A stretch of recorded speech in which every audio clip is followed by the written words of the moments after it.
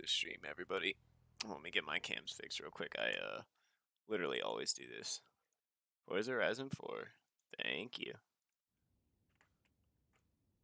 Oh, they're not registering today. This is not good. There it is. There it is. Welcome back to the channel, everybody. I'm KawzNova of Team Revolution, the Drift team for Forza Horizon 4. Quick shout out to host. Thank you so much for the quick follow, bro. It's probably the fastest follow I've ever got. Started a stream. We're like not even 5 minutes in, and I got a follow. Thank you so much, host. How are you? And Jake, I love those emails. But welcome back to the stream, everybody. Today we're going to be doing Team Revolution sponsored drift camp today. Trying to just get in there and talk about everything drifting, everything I know, everything I can help with.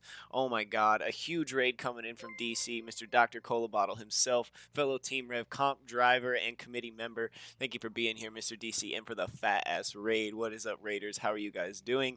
The Gaming Bear, good to see you, man. Good to see you. Was just chatting to somebody about you. How are you doing, brother? Sam Owen, it's good to see you. Kyle, what's up? Thank you so much for the follow, Kyle. I really appreciate that, man. Big fat raid from my boys, but welcome, guys. We're doing the Team Revolution sponsored drift camp today, which is basically going to be drift lessons. We're going to start with everything I know about drifting. So a lot of you guys who have questions and concerns and are newer to the game and maybe aren't making your own tunes yet, or maybe just haven't done a few, like, who knows, maybe we're just going to cover it all today. I'm taking questions. If you guys have questions in chat, I am very good, bro. I'm doing fantastic, Gaming Bear. I'm having a great morning. I woke up a little late, but I was up late, so that's all good. Yo, Matt. What up, Vince? Serve a pass. Yo, I've heard a lot about you and seen a lot of your designs, dude. Cola flavored raid. What is up, dude? No doubt, no doubt. I'm a Dr. Pepper man, but when DC's around, we pretend, right? Welcome, welcome, welcome, everybody. So I want to start off the drift lessons. What's up, Hayes? DC. I want to start off the drift lessons with basically settings. We're gonna go to the festival. We're gonna go ahead and work out a car. We're gonna work out parts. We're gonna work out a tune. We're gonna go from end to end with the process, right? We're gonna start with settings, how you would start if you just fired this game up, you never drifted before, things you need to do, and things that are gonna be pretty imperative to get you drifting. So getting right into it, I want to start with settings, like right off the bat. Like you start the game up. Um, and as we're not going to get too much into like Forza and how it works, but basically you'll need to get to level 20 to be able to party up with your friends. So just burn through the campaign, and you don't necessarily need to change the settings now. I would wait until after you burn through a lot of those races because these settings are going to be particular to drifting. But I think this is where it all starts. So starting with that, we're going to hit the start button, jump into settings. We're going to go down into difficulty settings. Yep.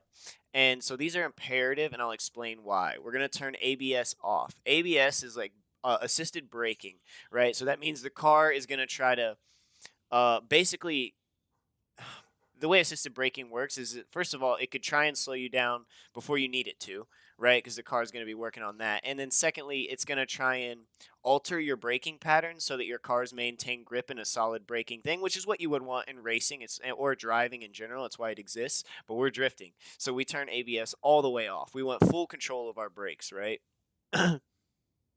Dr. Pepper, nothing. Dr. Pep DC's having a mental breakdown. He's like, I'm never rating this guy again. He's a fucking trash player. He knows nothing about drifting. He drinks Dr. Pepper. I'm just kidding, man. I love you, dog.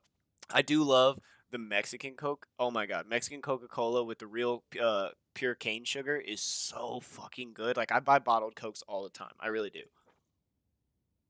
But that's probably the only way I do like Coca-Cola is bottled. Get the fuck out. DC, I really want to get you a 6-pack of the Mexican Cokes. I think you'll be blown away. But let's get back into it. I'll be checking up with chat. I'm right here. We're going to be talking a lot. We're going to be interacting with chat. It's going to be like more of a just chatting. It's a camp. Like we're hanging out, right? Think of me as a dumbass, goofy-ass camp counselor today. I'm going to get some for eBay for sure. Oh, it's so good, dude. They use like pure cane sugar, and it's not like that processed shit. It's so good. It will also apply, and Desham is here. Jake the Snake is here. I want to shout both of those guys out. Team Revolution members, Team Revolution mechanics, officially with the roles in the Discord, and they have both been doing a lot of tuning help for the team, right? Holding all kinds of sessions. I know the guys were out last night practicing and running shit. It will also apply pressure to the caliper, which holds most weight for better cornering. Automatic braking pressure. Gotcha. Thank you so much, Desham. Moving on, we're going to move into steering. This is a kind of a different category because I see a lot of different things in steering. Well, actually, usually two different things. You see people either driving with normal steering or you see people driving with simulation steering. I've driven with simulation steering. It's definitely doable. And if you like more immersion, you like it to be more closer to real life because we are playing Forza Horizon, so the physics are fudged a bit. Using simulation will help you get a little bit closer to real life. You're going to feel more realistic forces when you're transitioning, especially is when I really notice simulation drifting, simulation steering. When I'm drifting and I have simulation steering on, my switchbacks and my transitions are much faster and much more forced by the gravity and the weight of the car than when they're on normal. And I usually run normal, but running simulation is a great way to really push yourself, or if you're really into, like I said, the immersion of the game. Moving on, we're going to turn traction control off. Traction control systems attempt to keep wheels from losing traction. We're drifting, guys. All we want to do is lose traction. That's all we want to do. We don't want traction. We want those wheels spinning. So we're turning traction control off. Stability control off. I'm pretty sure everybody runs this off. Stability management system attempts to keep the car from spinning out under difficult corners. So we want to be able to flick that ass end out and get that weird angle. This is complete opposite to what stability control is going to want to do. Stability control is going to want to keep your car with like in a decent angle, gripping and not losing traction. So we're definitely going to go ahead and ditch stability control as well. At least I do. And I want to make a statement real quick that this is the way I run Forza. There's obviously other ways to do it. I'm not discrediting any other ways to do it. I'm just showing you what I have. Yeah, I was gonna say I'm pretty sure it's automatic braking system, but I wasn't gonna correct you. Thanks for doing that, Desham. Yeah, ABS, automatic braking system. No, no worries, no worries.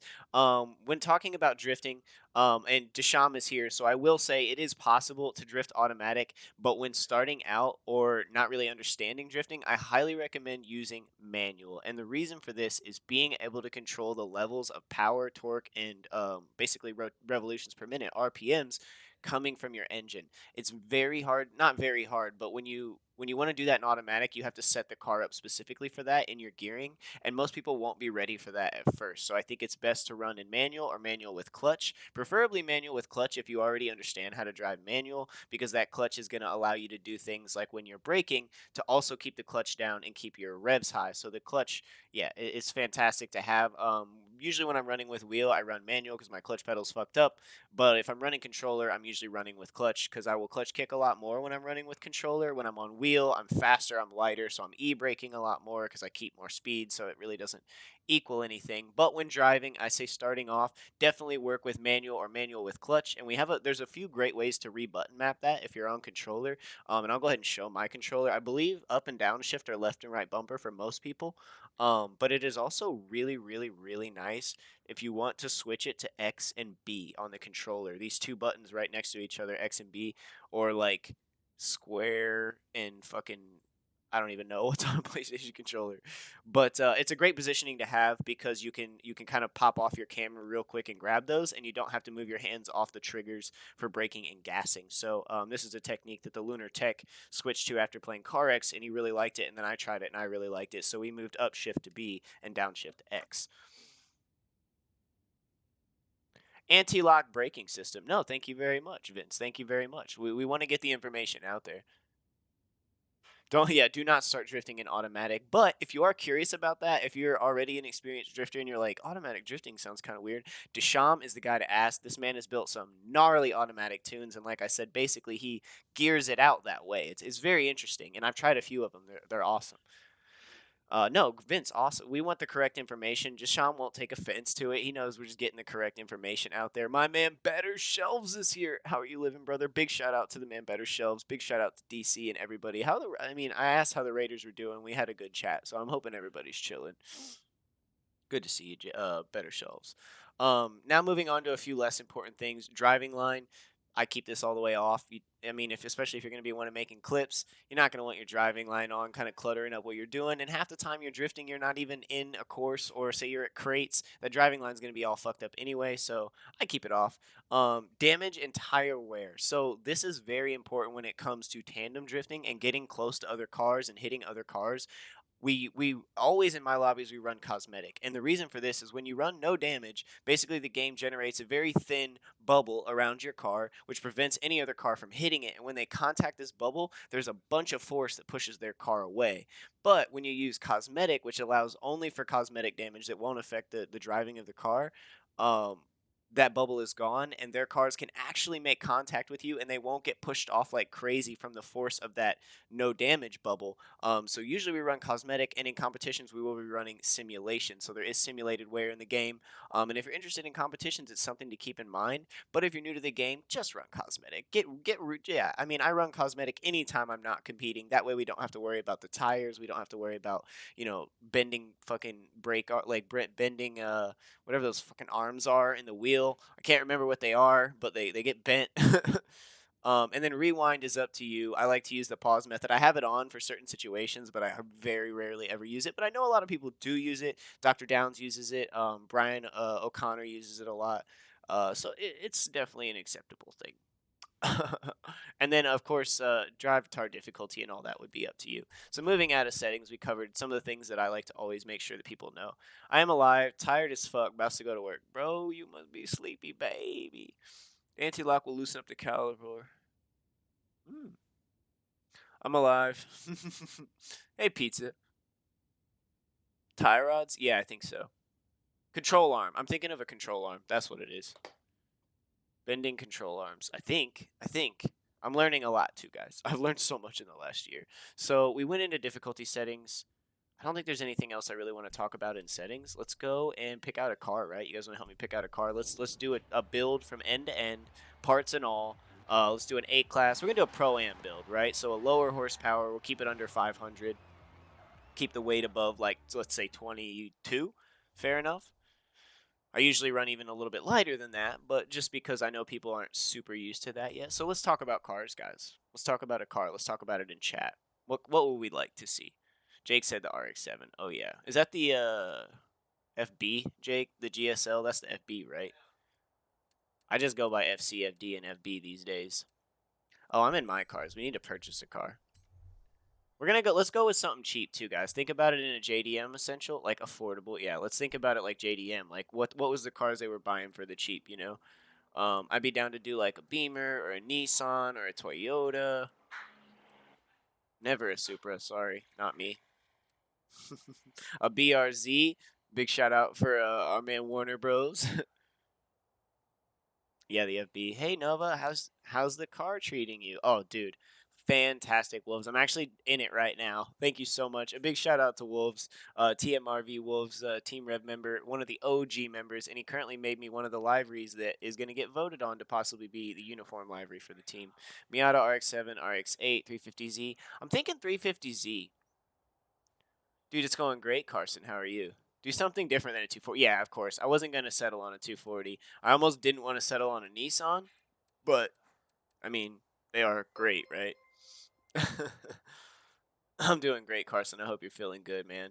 Jake dropping his Team Rev sponsored emotes. Those are so fucking dope, dude. Thank you for the 4 months in a row, Devils. How are you today, buddy? No, 370Z. I've actually never done a 370Z. Let's do it. I promised Better Shells we'd be doing that, so we're doing the 370Z. Where is she?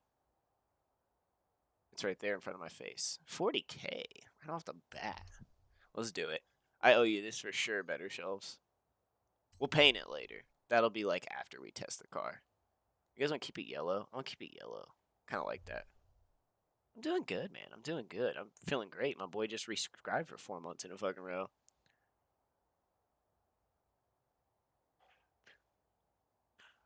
I don't know. I thought I got yours, Carson. I might have to go back and do it, buddy.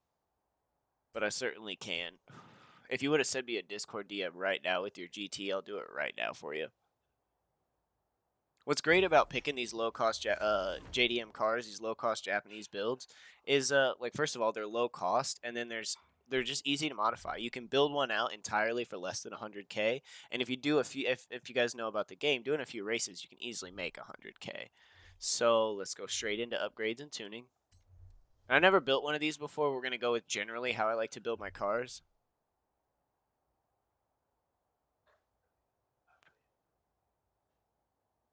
Also, Nova 370 is sport tires. LOL 370 is not sport. I'm pretty sure it's not. Let's check it. Stock tire compound, Deshaun. You make a good point about American Muscle, which we see a lot of. American Muscle is a great way to go, and I appreciate you saying that because it's something that I ignore, and it's a personal taste thing. But in the overall grand scheme of things, you make a very good point. American Muscle is not something to be shied away from, guys. The Mustang builds I have seen out here lately, all kinds of different shit. It's awesome. You can definitely go American Muscle. I've got myself have a Dodge Dart that drifts like a monster. There's a comp today. That's sick. Cool. If we're doing like a drift lesson stream today, so it's not really, we're not going to be doing a whole lot. We're not really going to open up the lobby today. My apologies. We're going to be doing that Friday. Wait, yeah, Friday, I believe. I was supposed to do it, never got around to it. Do it, Jake. So let's get right into building the car, right? We've settled the tire discussion. I'm going to look at the engine swaps. And this is important because there's a few things that I want to explain and talk about here that I always look at. And as you can see on screen, on the left, you see stock powertrain swap. You see the stats. We're looking at power, torque, and weight, right? Displacement is obviously important. So is the weight percentages. So like 53, I believe, means, there's 53% of the weight in the front, 47% of the weight is in the back. So it's fairly balanced. But we're going to be looking at those top three: power, torque, and weight. We want to keep that weight down. We want to keep the car pretty light, especially since we're going to be building a Pro-Am car. We're not going to give it too much horsepower. This stock engine already gives it 332 off the bat, which is pretty great, but that torque is pretty low. 270, that's not too low, but it's 270. So if we can get that weight down, it'll be easier to push the car around. And let's see what kind of engines we can swap into it. A V8 and an inline 6. But we are going to get a shit ton of torque out of that V8. I almost want to put a V8 in it, but it's not even that heavy. And it's giving us 415, which isn't going to leave us a lot of room. We'll do this up to a 500 max build, like a 500 horsepower max.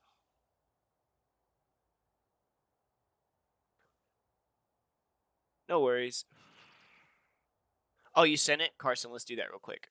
And we'll pick out the engine. So it is Malawi. Yeah, I definitely sent you one the other day. But let's try and get that because Malawi did make the last team tryout and actually put down a pretty good run. So let's make sure that they get their invite. I'm gonna do that real quick. So give me one sec, chat. Ba ba ba. I can still see you guys though.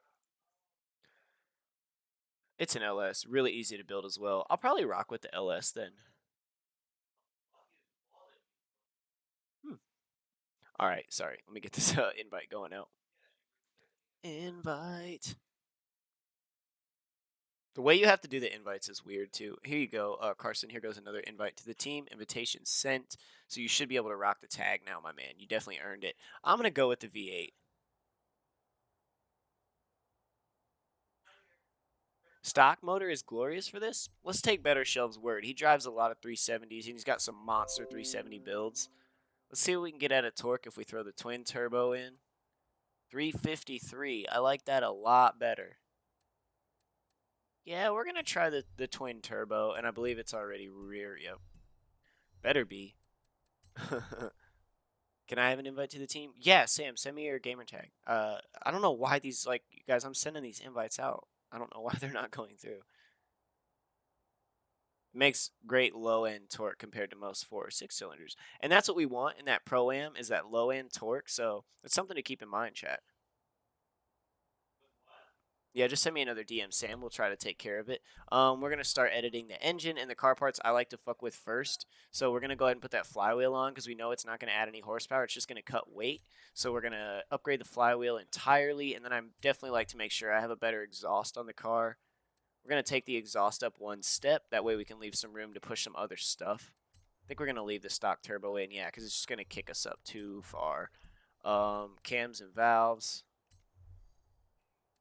451, 367. We'll take it. We'll take it. Camshaft, 482. Maybe we'll leave the valves off because we're already up to 482. We might not be able to do too much with the car, but we will work with a few things. 488. And see how I'm kind of stepping this up and keeping an eye on, first of all, my torque ratio and then my horsepower ratio. So I'm trying to keep it under 500. I'm only doing things that are going to allow me to kind of step up to 500. And we may come back and change some of these things later in the build. So far, yeah, dude, we've gone into basically settings, but we're starting to build the first drift car, and I feel like we're gonna do at least like 2 or 3 of these builds throughout the stream. We're just gonna build this one out, drift it, and then we'll kind of start over again and basically start from the beginning for those of you that like just got here. But what's up, Lurk Drifts? How are you, man? Blow up. Nova, I do want you to think about that twin turbo setup. Might bite you in the rear in the long run. Yeah, well, I'm not really here to like discuss the, like I'm not trying to build do a perfect build. I'm trying to explain how to do drift builds. So like as I said, you may want to come in and change some of these parts. You may not want to do the twin turbo. Like there are different things that you'll have to decide, but I'm trying to just explain how these builds would work and what you're going to keep an eye on when you're building them. But I appreciate the advice, Desham. What's up, dude? Gakuins. Goku is not gay. I keep saying Gakuinsei because it's Japanese. 747 with a stock motor. Right on, guys. Well, this is my build. I'm going to build it how I want to, and I'll explain why I'm building it the way I want to. Roll with a supercharger, and it took the turbo to feel good, in my opinion. Okay. Okay, it will increase RPM speed, but I said horsepower, guys. It didn't increase horsepower. That's what did I say RPM speed? Because what I meant to say was horsepower when I was talking about the flywheel. See if we can get an intercooler upgrade in that pushes us right up to 500 with 367. I like that a lot more. In the torque area, I like to be anywhere from 350 to up. In the torque area, I don't like to put more than like, say 450, 475 is a lot of torque in a lighter car because we're also going to do a weight reduction here in a second. But we're looking at 500 horsepower exactly, 387 foot-pounds of torque, and then 3,300 pounds almost exactly. Never mind. I guess 597. Oh, your car is? Yeah, I was gonna say, how are you 474 with the supercharger? That would be like way higher. But for comps though, I see, I see. So we're going to do that, move into some other upgrades, get right into braking. Basically, you're going to want to put the best brakes on you can, in my opinion. This is how I've always ran it. I usually always throw drift suspension on my cars just to get them as low as possible. A race, anti-roll bars in the front and the back, which are also going to lighten up the car more. We are going to see how much weight the roll cage adds. So the roll cage adds about 100 pounds. Let's see what we can get down to with these weight reductions because we're at 3,300 pounds. Very heavy car. 2,700 pounds. Still a very heavy car. Let's see if we can maybe rock without. At least in my opinion. Of course, some people like to drive heavier cars with more torque. And there's many different ways to build cars, guys. I'm just kind of rocking through how I build cars and how I build my Pro-Am cars, which I like to be a lot lighter. Ooh, 498 with 420. That's a good ratio, Vince.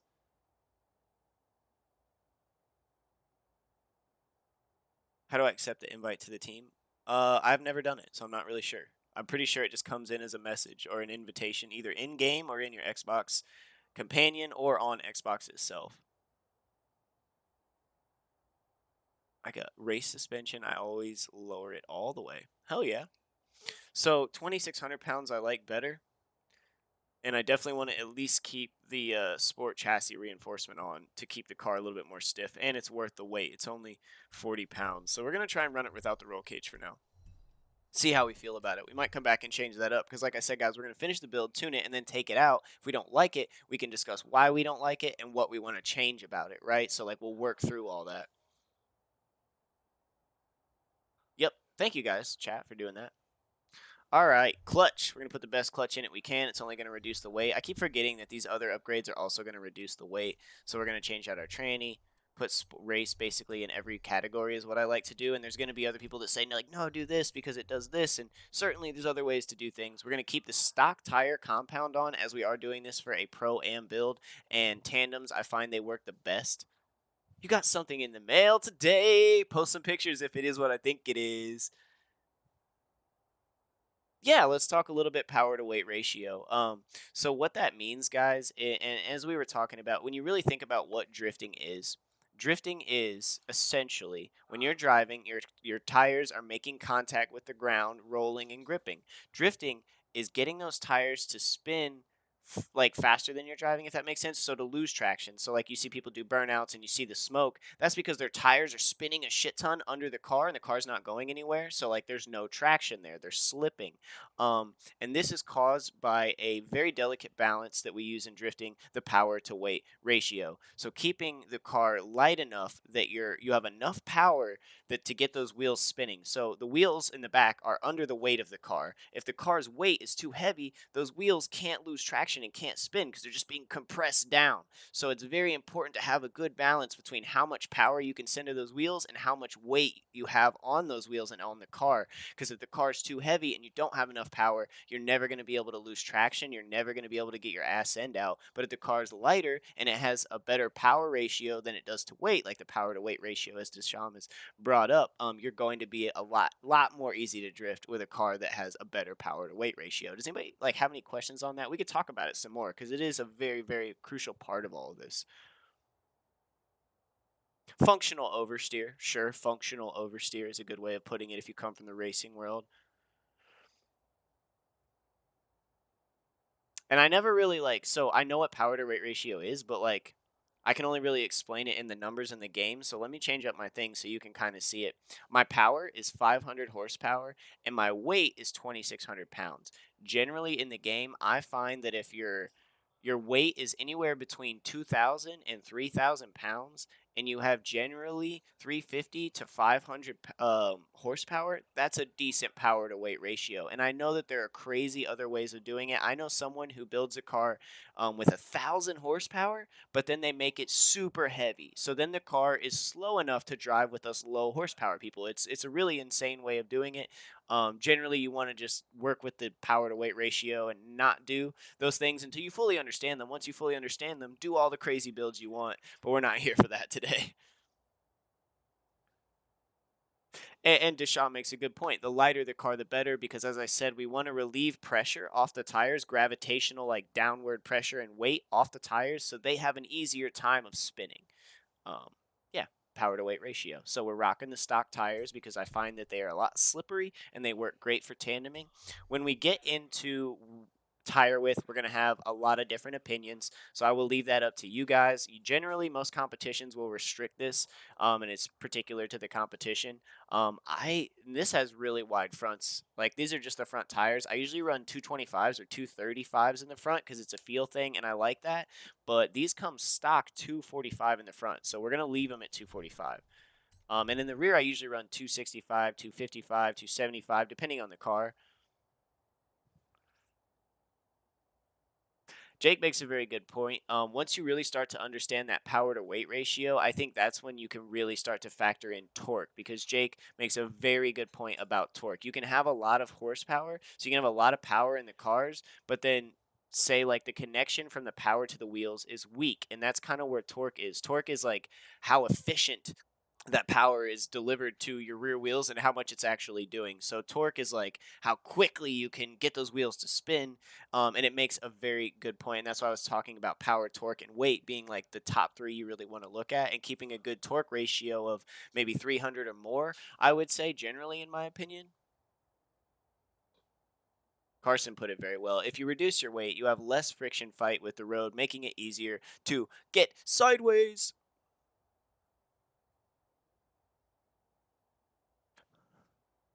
Rear wheel drive with that. Would I drive? Um, Probably not because of the 267 horsepower and the 730 torque, but that's just because it's outside of my style and my technique and what I like to drive. Would I try it? Sure. Sure. Maybe it drifts great. But it's outside my style, you understand? Goku, like I've developed my own techniques for tuning and driving and I like my cars to react a certain way. So when I drive someone else's tune, it's like I'm jumping into their driver's seat and I have to understand their style and how they drive that tune. Oh, IRL? I mean, sure. I don't get to do a lot of driving. I'm not allowed to have a license. I have a medical condition, so I don't really get to drive. As we talked about with the tire width, sorry, we'll get back into that. They were very wide in the front. It looks like they're pretty wide in the rear. I usually run 255, 265, 275, and in the rear we have 275s for stock, so we're going to keep those. Rim style is certainly always going to be up to you. I'm going to put Watanabe's on this or OZ's. Not too sure yet. Let's see what the OZs look like. Those actually look fucking sick. Yeah, we're gonna keep the OZs because that is one of our team sponsors. 19 inches. I usually don't run up to 19. I usually run 17 or 18, but this car has some very interesting stock choices. So we're gonna run 19s. Yep, we're going to run 19s. This will be up to you. You'll really have to check out how this feels. I really like the feel of 17s and 18s, but people run 19s, 20s, 21s all the time. Hey, what's your best needle climb score? I'll tell you in just a second. Few, but I can tell you on the mainland, in every drift zone that is on a street and not in the dirt, I am top 5% in the world with a rear wheel drive car. We're going to go test the car in a second.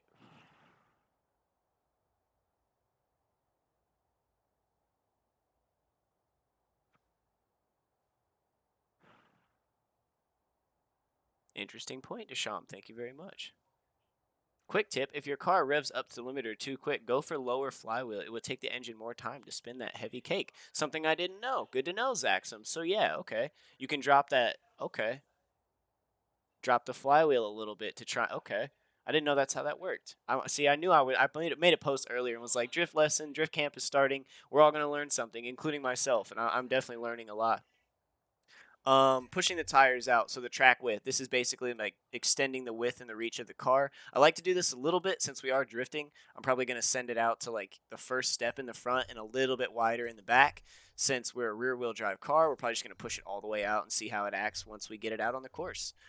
Style wise, when it comes to body kits, this is entirely up to you guys. I don't really like these Nismo kits, at least the front bumpers. Okay. Not my favorite, but we'll rock it. Can we get a Rocket Bunny wing at least? No. I like that wing, though. That's kind of cool looking. I dig that. The car doesn't look too bad. Was there a Rocket Bunny kit for this? No, there was not. All right, so that is going to be our build. We're going to go tune it. And like I said, I bought the car for 40K. Everything I just purchased is 35K, which means this car ultimately is going to cost us 75, 50. Not really that much, not even 100,000.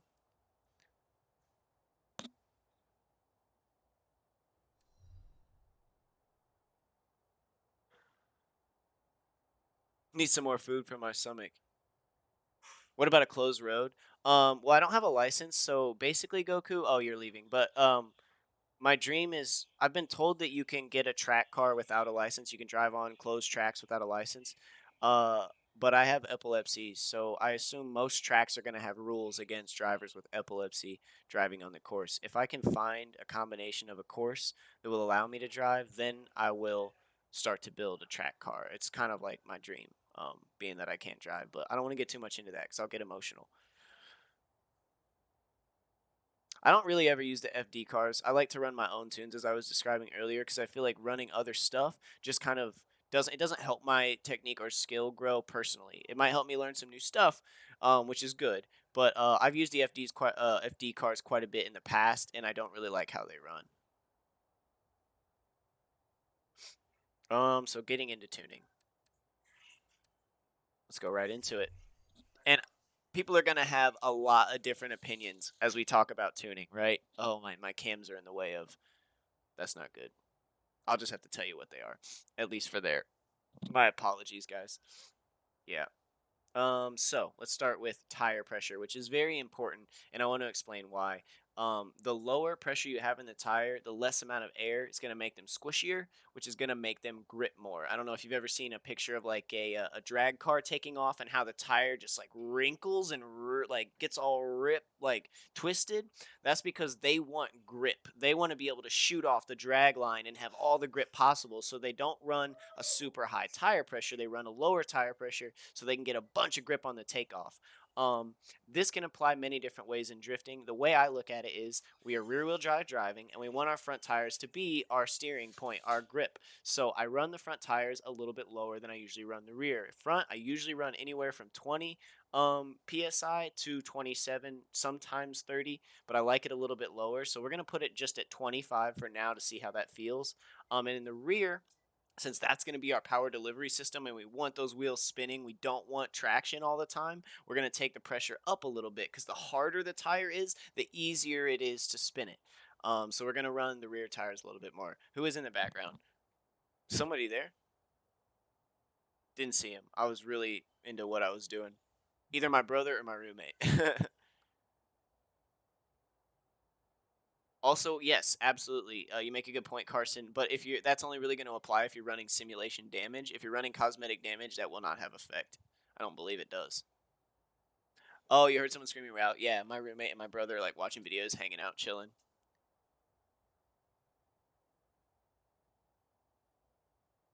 Also, okay, so Nova, I would like to keep in mind as the tire spins, the more tire pressure it gains. That's mostly the reason I run low tire pressure. No matter what you're running, they increase. I see. I see. Well, I have run it this way for a very long time. So if you guys are interested in what Desham is saying, he does run tuning sessions, and him and Jake, the other mechanic, I believe are going to be coming out with some really awesome educational drift content here very soon, and you can check in more into that. But this is what I usually run, and I don't want to try like new stuff out and then not know how to drive it. So I'm going to build a car in my style. Deshaun plays. He's a team mechanic, so I don't know if he is in real life, but he is in our Discord and he helps a lot with tunes. We changed our fronts. In the front, we dropped a little bit of pressure so that we could have more grip. In the rear, we're going to add a little bit of pressure so we can have less grip. And I'm going to take that all the way up to 35 to just match it 10 and 10. So rear 25 or front 25, rear 35. But we're going to leave it there and see how that feels. Moving into gearing and acceleration. Now, this can be a very, very complex thing to understand. And once you start to understand it, obviously, as anything, it becomes simpler. But for those of you that are new to this and don't really want to get too much into gearing, I recommend watching a bunch of videos on this, or talking to Desham, or talking to Jake, or talking to some of these guys who really, really, really understand tuning to deep levels. Oh, you are in real life. That's fucking awesome, dude. Then you can. But with me, generally, since I know a little bit about tuning, I've recently learned how to like push gears and make them act the way I want to. But for like the first 7 or 8 months, I was completely fine with just playing with this first category right here, and it's called Final Drive. Final Drive is going to adjust all your gears at the same time, and I really liked the way it played around 4.0. So the car's sitting here at stock at 3.76 final drive. I'm going to push that up to 3.95 final drive and just see how that feels. And that's all I'm going to adjust here in gearing. Like I said, if you want to get more in depth on that, there's a bunch of people in the Discord you can talk to: Desham, Jake, any of the mechanics, or just ask generally, like, hey, anyone want to help with, gearing understanding, and someone can really get in there. But we could talk about this all day, and I really need to make a YouTube video on it, so I'll get on that. We're going to move on from gearing into alignment. So let's talk about camber, whatever you want to call it. A lot of people have very mixed opinions on camber. As it stands, camber is like what gets that cool stance look you see on drift cars where the wheels are all bowed out and kind of cockeyed. So the reason, as I understand it, and correct me if I'm wrong, people would run camber so that when they were drifting or at a steep angle or very much pulling G forces, those wheels that were then cambered out are like the car is shifted, so they're actually gaining more traction when they're in that shifted force G state. So, like, say you're coming around a turn at like 60 miles an hour, all your weight's going to be on the outside of the car and the outside of the turn. So, say it's a left hand turn, so all your weight's going to be on the right hand side of the car. If you had camber on that wheel and the car's leaning, now the car's making more contact with the ground when it's in the turn. Yeah, exactly. More angle while drifting. But I wanted to kind of explain why. And correct me if I'm wrong, but I do believe that is why camber exists.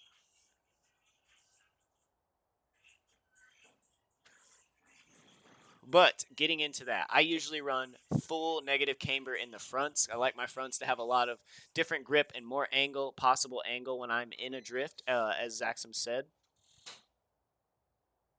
And sure, toe is also, we'll get there in just a second. But as for camber, I run negative 5.0 in the front. I max it out in the front almost always. In the rear is your power delivery system. Remember this. A lot of people I see run full 5% camber. Camber, maybe you want that, maybe you don't. I don't like to. I like my wheels to make contact with the ground as much as possible, especially in the rear. Well, actually in the rear, because that's my power delivery system, and I don't want them to be losing traction that I could use to power through a drift. So I only run it anywhere from 1.5, negative 1.5 is like the lowest I'll run it, and I'm gonna pull this car back to negative zero point 0.5, just a little tiny bit in our rear. Now getting into toe, let's get into toe because it's kind of hard to understand when you think about it. Exactly, Zaxum, and that's why I run a negative point 0.5 in the rear. What's up, bud? How are you? Talking about toe, so I'll try to explain it as the game would explain it. If you guys want to put some explanations in chat, that would be helpful. Maybe you can say it in a way. However, keep in mind back end pull increases when you're like that. That is true. That is true, and it's a driving style. And as I said, you guys, you can get in here and tweak these tunes however you find fit. This is just a way to kind of under explain what's happening, so then you can get in and like tweak them more. It's like spreading your legs, and the front of the wheels are your knees. See, that's all right. So let's read the description. Unlock by installing race springs and damper upgrades. Adjust toe. The inward and outward angle of the wheels. So basically, like, are your wheels cocked in or cocked out, if that makes sense? So we talked about camber, which gets them like sideways, but now we're talking about in and out. To sharper turn in response. So like you want to whip into corners and get the car to pull around faster. Um, for sharp return response. Toe in brings the fronts of the tires closer than the backs. This increases stability, which you might want, but it reduces turn in response. As I said, the quickness and the response to turning in, stability is going to make your car want to pull straight more than when it turns. And that's the toe in. Usually I run a little bit of toe out because I like the cornering response, right? Toe out brings the backs of the tires closer together rather than the fronts. This increases turn in response, which I like. I know people that run it the opposite way. I know people that have it, positive in the front, negative in the rear. I like to run just a little bit of negative toe on rear and front. So I will go basically negative point 0.5 or like negative 2 because I don't know how this car acts yet. We're going to go negative 2 toe in both in rear and front. Awesome, dude. Awesome. So I hope that explains. Do we have any questions? Toe is kind of hard to understand. Basically, like negative toe is going to equal better, easier steering, but positive toe is going to equal more stability. So if the car is already really wily and squirrely, maybe adding some positive toe will help. If the car is really too stable and it's kind of hard to get it to get sideways, maybe adding a little toe will help. So we'll move on from that. Front caster angle. I need to read this one myself because I usually just leave it fucking locked at 7. I believe this is basically our uh angle kits, if I'm not mistaken. Which an angle kit is what allows your car's wheels to turn more than they should. In drifting, everyone uses this. It allows the car's wheels to go from like a max steering angle to like a really gnarly steering angle. Front out max makes drifting smoother for me on controlled at least on controller at least. I'm around 1.52, and I was just talking to someone, a friend of mine, Warner Bros. He runs like 1.5 and he runs like 2 and like negative 2, negative 1.5. So he runs something very similar to you. That's funny. Let's read caster a little bit, as I think this is angle kits. Adjusting caster, the forward or rearward angle of the steering axis enhances straight line stability with positive caster. So straight line stability, as we were talking about, wanting the car to like keep stable by using negative camber. Sorry, steering axis include a rearward because negative camber increases as the suspension compresses and as the tires move through steering lock, which we were just talking about, the tires increasing. Increasing positive caster lets you run less negative camber, which is great. So, camber, so we don't, whatever, however it's pronounced. So you can kind of fight that with your angle here. Yeah, it looks like. For front toe, increased drift angle and increases catch angle, which is what I call it. For the rear, the more toe in, the more stable the drift is. The shorter the drift, the more outer toe, the longer but less stable. Interesting. And this makes a lot of sense. I get that. I get that. Kind of splitting it up, and that's what I was talking with Warner a little bit about. So Desham has some great knowledge on this, guys. If you want to show up to some of his sessions he runs in the Discord all the time, which you can join right now, exclamation point Discord. Jump in there, get yourself in the Discord, and you'll see him in chat all the time running stuff. Team Rev Tandem Camp. There isn't, bud, but that's a fantastic idea, and I'll get to work on it. How's that sound? Because I love that idea. We'll get to work on it. Moving on, well, let's stay here and just say yes. I run a full 7.0 high angle caster. This results in a straight up tire while driving ahead, good for acceleration and braking, but provides a desirable amount of negative camber while cornering. So it's going to add a little bit more to our negative camber while cornering. I like that angle. I run it at full 7 degrees. Moving on to anti-roll bars and springs. So this is something that's going to be, a lot of people are going to have different opinions. It's going to be open to how you feel and how you like to drive the car. A lot of people like to drive the car stiff with lots of power and very much controlled. I like to drive my cars loose with enough power and very much free flowing. So you'll see that reflected in my tunes, in which I run basically a medium between soft and stiff for everything. Generally, I kind of move these into the center to see what it feels like when I start off with the tune. And maybe we'll need to change this later, but that's what I'm doing with anti-roll bars. Moving into springs, I'm going to do the same thing. They're pretty soft. I'm going to try to move them up to a little bit more toward the center, in between soft and stiff, to have a nice balance. Some people like to run this in the full opposite, full stiff, full soft. It really depends on your technique when you drive. Ride height, we've obviously got dropped as low as we possibly fucking can. Slam that car the fuck out. Anti-rolls, if your front understeers a lot, make it softer. Usually front should be mid stiff on front, and rear softer it is, the more car feels like a boat. Stiffer will be agile. Exactly what I was talking about. Stiffer is going to give you that more controlled drift, which is going to be like more high power, a little bit heavier of a car probably. And then running it lower is going to be a looser, more boat-like drift where you're kind of floating with the car, and that's a style that I prefer more so. So that's what my tunes usually look like. Let's get into dampening. I don't know a whole lot about dampening. I know that you generally want to run about roughly half the bump stiffness of what you're running in rebound stiffness, and that's kind of set as it is at 12.1, 11.3, and then roughly half of that bump stiffness of 5.4 and a 5.0. So I'm going to pull those down just a little bit to kind of balance them out to the center, like I like to do in the front and rear rebound stiffness. So I brought those down to 11.5 and 11.0, and then I'm going to kick down these just a little bit to match that. So we're going to go to like 4.8, and we're going to run like a 4.5 for bump stiffness in the front and rear. Slam that shit, boy! It's already. Imagine bike going over a hill. Yeah, I see what you mean. I can drift with one hand. Okay, so rebound is how fast shock comes back from compressed place. So I feel that, like, kind of your response in that, like, if you hit that bump, is it going to absorb it, or is it going to really jolt the car? So yeah, that really makes sense. Rebound stiffness, how much the car is going to rebound from the things that you're driving over or the contact that you're making. And then bump stiffness is the same. If you're super stiff and you hit a bump, the car's going to fucking rock. Like, when you see a race car, it's got that real stable, shaky feel when it's driving, because it's got a real stiff suspension, and a stiff bump stiff, or like a very strong bump stiffness. So those are good ways to describe that. Thank you. Stiffer equals more grip on shit surfaces. Exactly. So arrow, it looks like it's locked, and it usually is.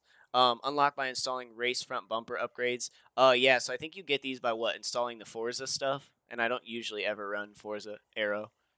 And when I say Aero, I mean Forza body kit parts, so I don't ever run Forza bumpers or Forza side skirts or Forza wings. How fast your tires reconnect to the ground with bump stiffness. That makes sense. So, like, if you're hitting a bump, how quickly are the tires going to reconnect to that? How much is the springs going to push that back down, push the tire back down after the bump to reconnect with the street? That's pretty crazy, bud. How do I learn so much on so little time? I'm sorry, dude. It is quite a bit. So we're going to do a few builds. We're only about an hour in, so hopefully we can get this build driving in the next 10 minutes. We're very close. Moving on to braking. This is something that a lot of people play with differently, as I've said with tuning.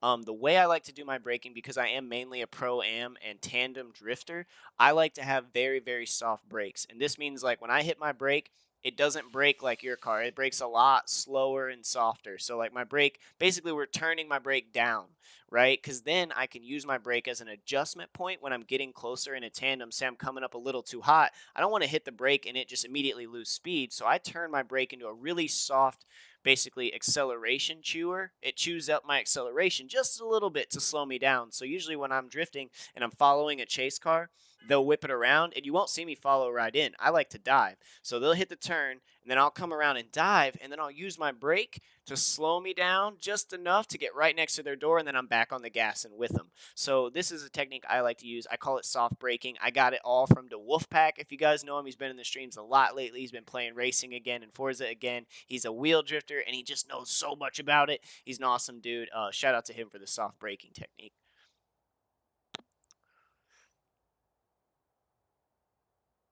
Also, in Forza rear equals more power to front brakes. Interesting. So what we're going to do, or what I like to do, and I do this with almost every single one of my Pro-Am cars, we're going to turn our braking force to 20% in the rear. And then we're going to turn our the balance is 20% in the rear, and the one under that is pressure. We're going to move our pressure down to 30%. Like I said, I really, really, really like soft brakes. It's a big part of my technique. I'd much rather use my left foot brake than have to rip my e-brake to keep the car there. So I soften up my brakes, and that's how I run them. And I'll show you exactly what I mean when we get out there to drive it. Moving on to acceleration, we're going to kick that all the way up to 100%. We want our acceleration to come out full blast, baby. We're drifting. We want those tires spinning.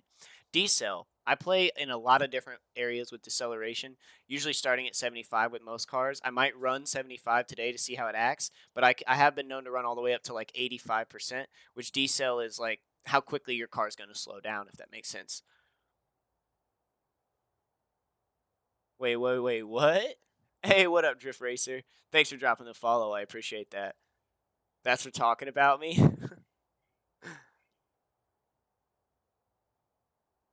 Welded for the win. Hell yeah. So we're gonna have our acceleration, like I said, blasted all the way up to 100%, and our deceleration, I'm gonna leave it 75 for now to see how this tune acts. But now we've got the car built, tuned. We're not gonna put a paint job on it. We're gonna run it stock yellow for now, and we are already at the Horizon Center. I'll play it on controller, and we'll see how it acts, right? We should have a lot. So that we talked a lot about power to weight ratio, and I want to explain this before I take off. The car is now light enough and has enough torque and horsepower that the wheels can spin under the weight of the car. It's not too heavy. So when I hit this gas in first gear, the car's tires are probably going to start spinning just based on how we tuned it. I've never driven it before, but that's kind of what we know about it, right? Now back to gearing, right? All right, so let's take off with it. Tires instantly spinning. We've got a nice power to weight ratio. Looks like I can control the car pretty well in first. We're rev banging. I'm just trying to see where the gears are landing. Looking good. Let's see what it looks like when we carry through this first turn in first gear. Not something we would usually do. Can't get a lot of angle in first. We're not getting the torque we need. So let's kick it up to second and see how our second gear feels in the car. Looks like we're getting a lot more torque, but not as much power. This is also not the easiest course to run a Pro-Am car in. But we are getting a nice drift feel from this car. This car already feels like it's in a good place to start tuning, preferably like, you know, in your own way, or moving from there to start. It's definitely driftable, right? And then you start tweaking the tune, because once you build, that's what we call a base tune. A base tune is generally what you do to your cars, and then once you understand and feel the car a little bit, you can get in there and start to personally tweak the tune. But let's try out third gear and see if I can run a nice little drift around the circuit here.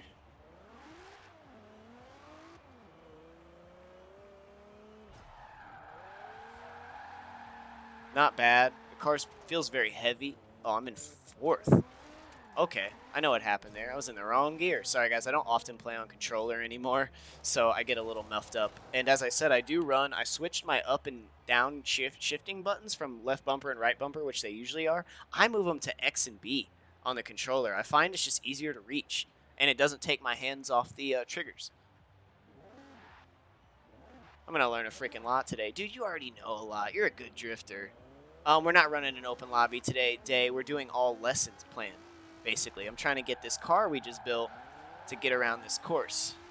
We lost our angle there. It's holding.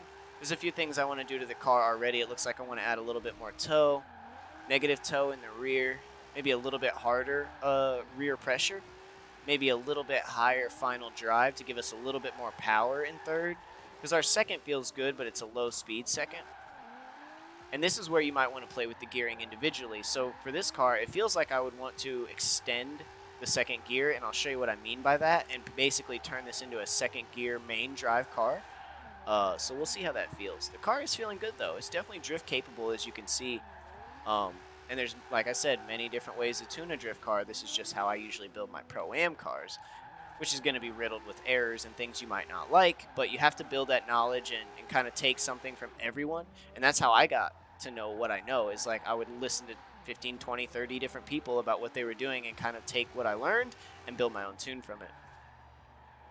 Got plenty of tunes. Nice, dude. Not capping. That's the problem. I'm not new. What's up, Bigums? How are you? So I want to do a little adjusting to this tune because I feel like it needs just a little bit less grip. Feels like I'm getting too much grip. I want a little bit more power in my rear end. So we're going to get... I don't even have to come in here. Why'd I come in here? You can tune straight from the start menu, guys. So if you go over to cars in your start menu, you can jump right into tuning the car that you're in. We're going to add a little bit more pressure, tire pressure to the rear. I want harder tires in the rear. So I'm going to kick it up from 35 to 40. We're also going to jump into gearing and play with that final drive a little bit more. Final drive is now at 3.95 where we left it. I'm going to push it all the way up to 4.0. See if that helps us out a little bit. And then what else did I want to do? Oh, that's it. Oh, toe. I wanted to add a little bit more negative toe. No, we're going to try that out. We're going to add some positive toe to get a little bit more angle, possibly. We're going to add 0.5 positive toe, and we're going to run 0.5 negative in the rear. So front, positive 0.5, rear, negative 0.5. Let's see how this tune works out a little bit now. More camber in the rear. I used to run a lot more camber in the rear, but I've just stopped doing that so far. It just doesn't feel like as good as it does how I have it now.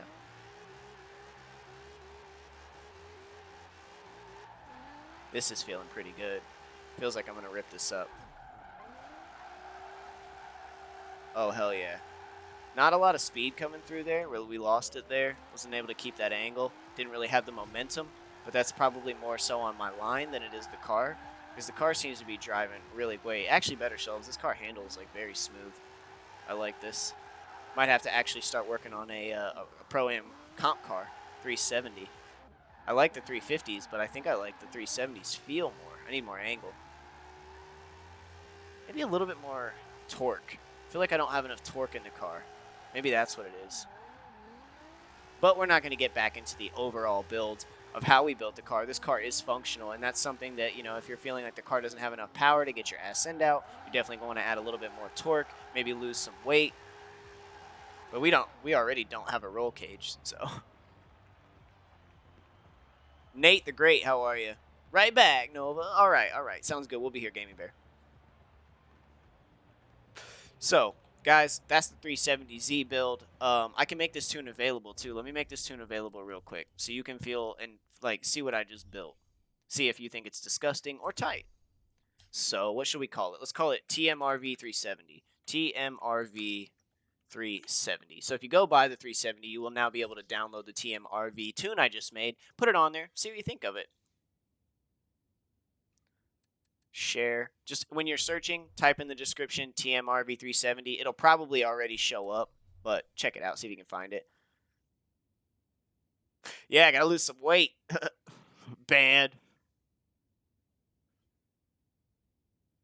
No fat shaming. It's a joke, but you're good. You're good. I actually used to be a lot heavier, but now that I live in California and I sweat all the time, I've lost a lot of weight. It's weird. So the 370Z, it's now available. TMRV 370. You can go download it right now and throw it on to 370 if you want to try it out. But that being said, we're gonna kind of start back over. For anybody who missed the original part of the stream, the very first part of the stream, I want to talk about settings that you should put on the cars before you even start drifting. So right when you get into the game, I want to go into settings. Not right when you get into the game, but when you get ready to start drifting, because you might be still playing the campaign and racing, so you don't want your settings to be set for drifting when you're racing. But let's go into difficulty settings and talk about a few things that we discussed earlier real quick before we build a second car. Let's get right into... So, driver difficulty, completely up to you. Driver assist difficulty, driving assist difficulty, I make custom. That way I can set everything the way I want it. Obviously, there's going to be other profiles like insane, but I go with custom. So... When drifting, braking, we're going to turn ABS off. We don't want the assisted braking systems or the anti-lock braking systems, which are basically a computer in the car is reading you like jamming the brake trying to slow down, but the car's not listening to what you're doing. The car's braking in a pattern that keeps it with the most traction. As soon as the car starts to slip, the anti-brake system will start to alter the braking to stop the tires from slipping. And this is exactly the opposite of what we want when we're drifting. We want those tires spinning, baby. We don't want them gripping the road. We want them spinning under the car. So we turn that anti-lock braking system off entirely. We don't want the car to have a say-so in how we're driving. Steering, I guess I left it in simulation. But there's two. I recommend two here: normal or simulation. Normal's great. Simulation is obviously going to be a little bit more difficult and a little bit more like real life. So you're going to struggle a little bit more with the weight and the momentum of the car and the way it whips back and forth and the way it would in real life. Not that difficult though. I don't find it's a gnarly transition to go from normal to simulation. It's not that bad. It's a bit different, but it's not too bad. I usually run normal, but I have been known to run simulation from time to time. I think I was just running simulation. Overweight myself. Put on 3 kg last month.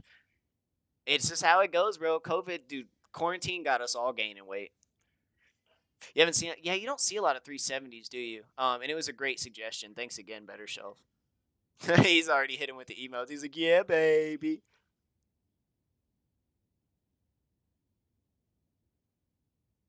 What's up, AJ?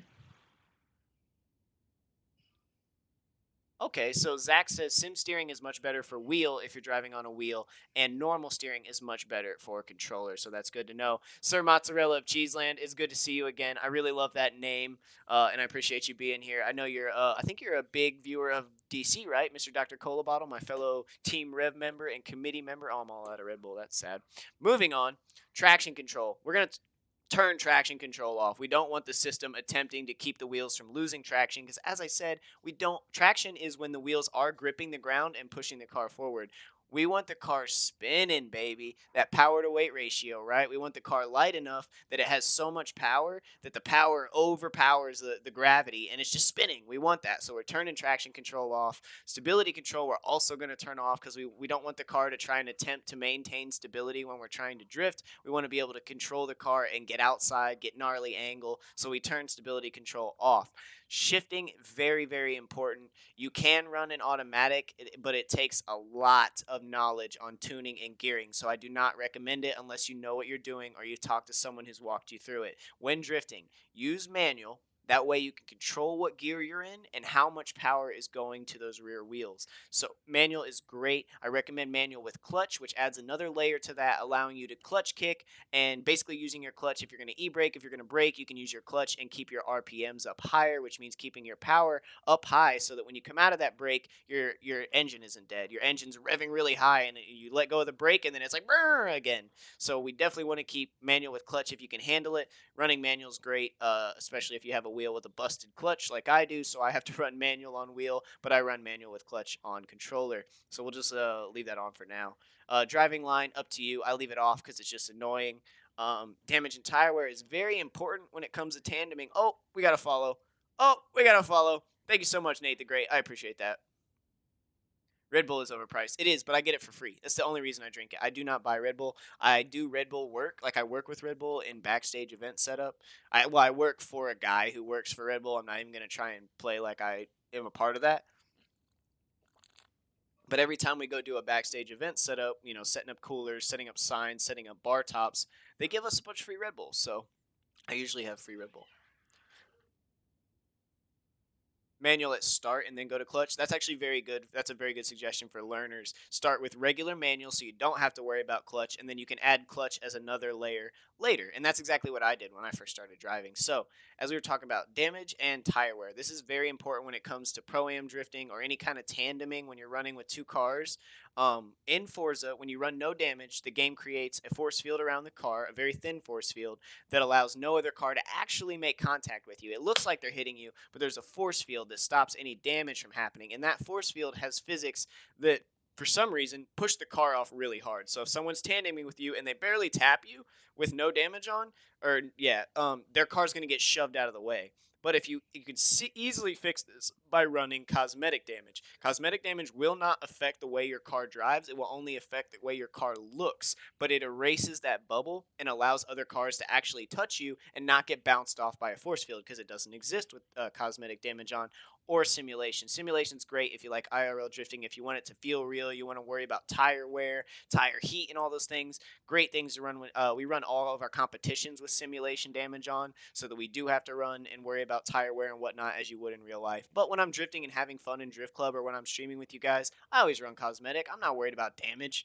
You know what I mean? Big Dog Ben, thank you for that follow. Monster guy. Dude, I love Monster. And I found out that they make canned water now. Love that shit.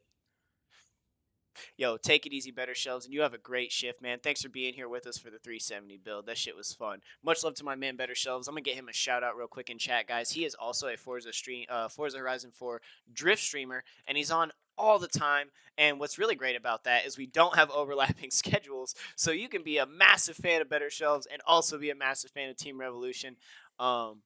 And all of our streamers. But much love to Better Shelves, guys. Click that link. It's free. Go hit the follow button. My man's probably going to be running an open drift lobby tonight. He runs them real late at night. If you're the type of person that likes to be up late, is great for that. Scummy coming in with a rate of 5. Dude, thank you so much, Scummy. Good to see you, bro. Good to see you, and welcome, Raiders. Scummy, someone I have faced up against in drift competitions before. A very solid driver and an awesome person. Good to see you again, Scummy. How are you, brother?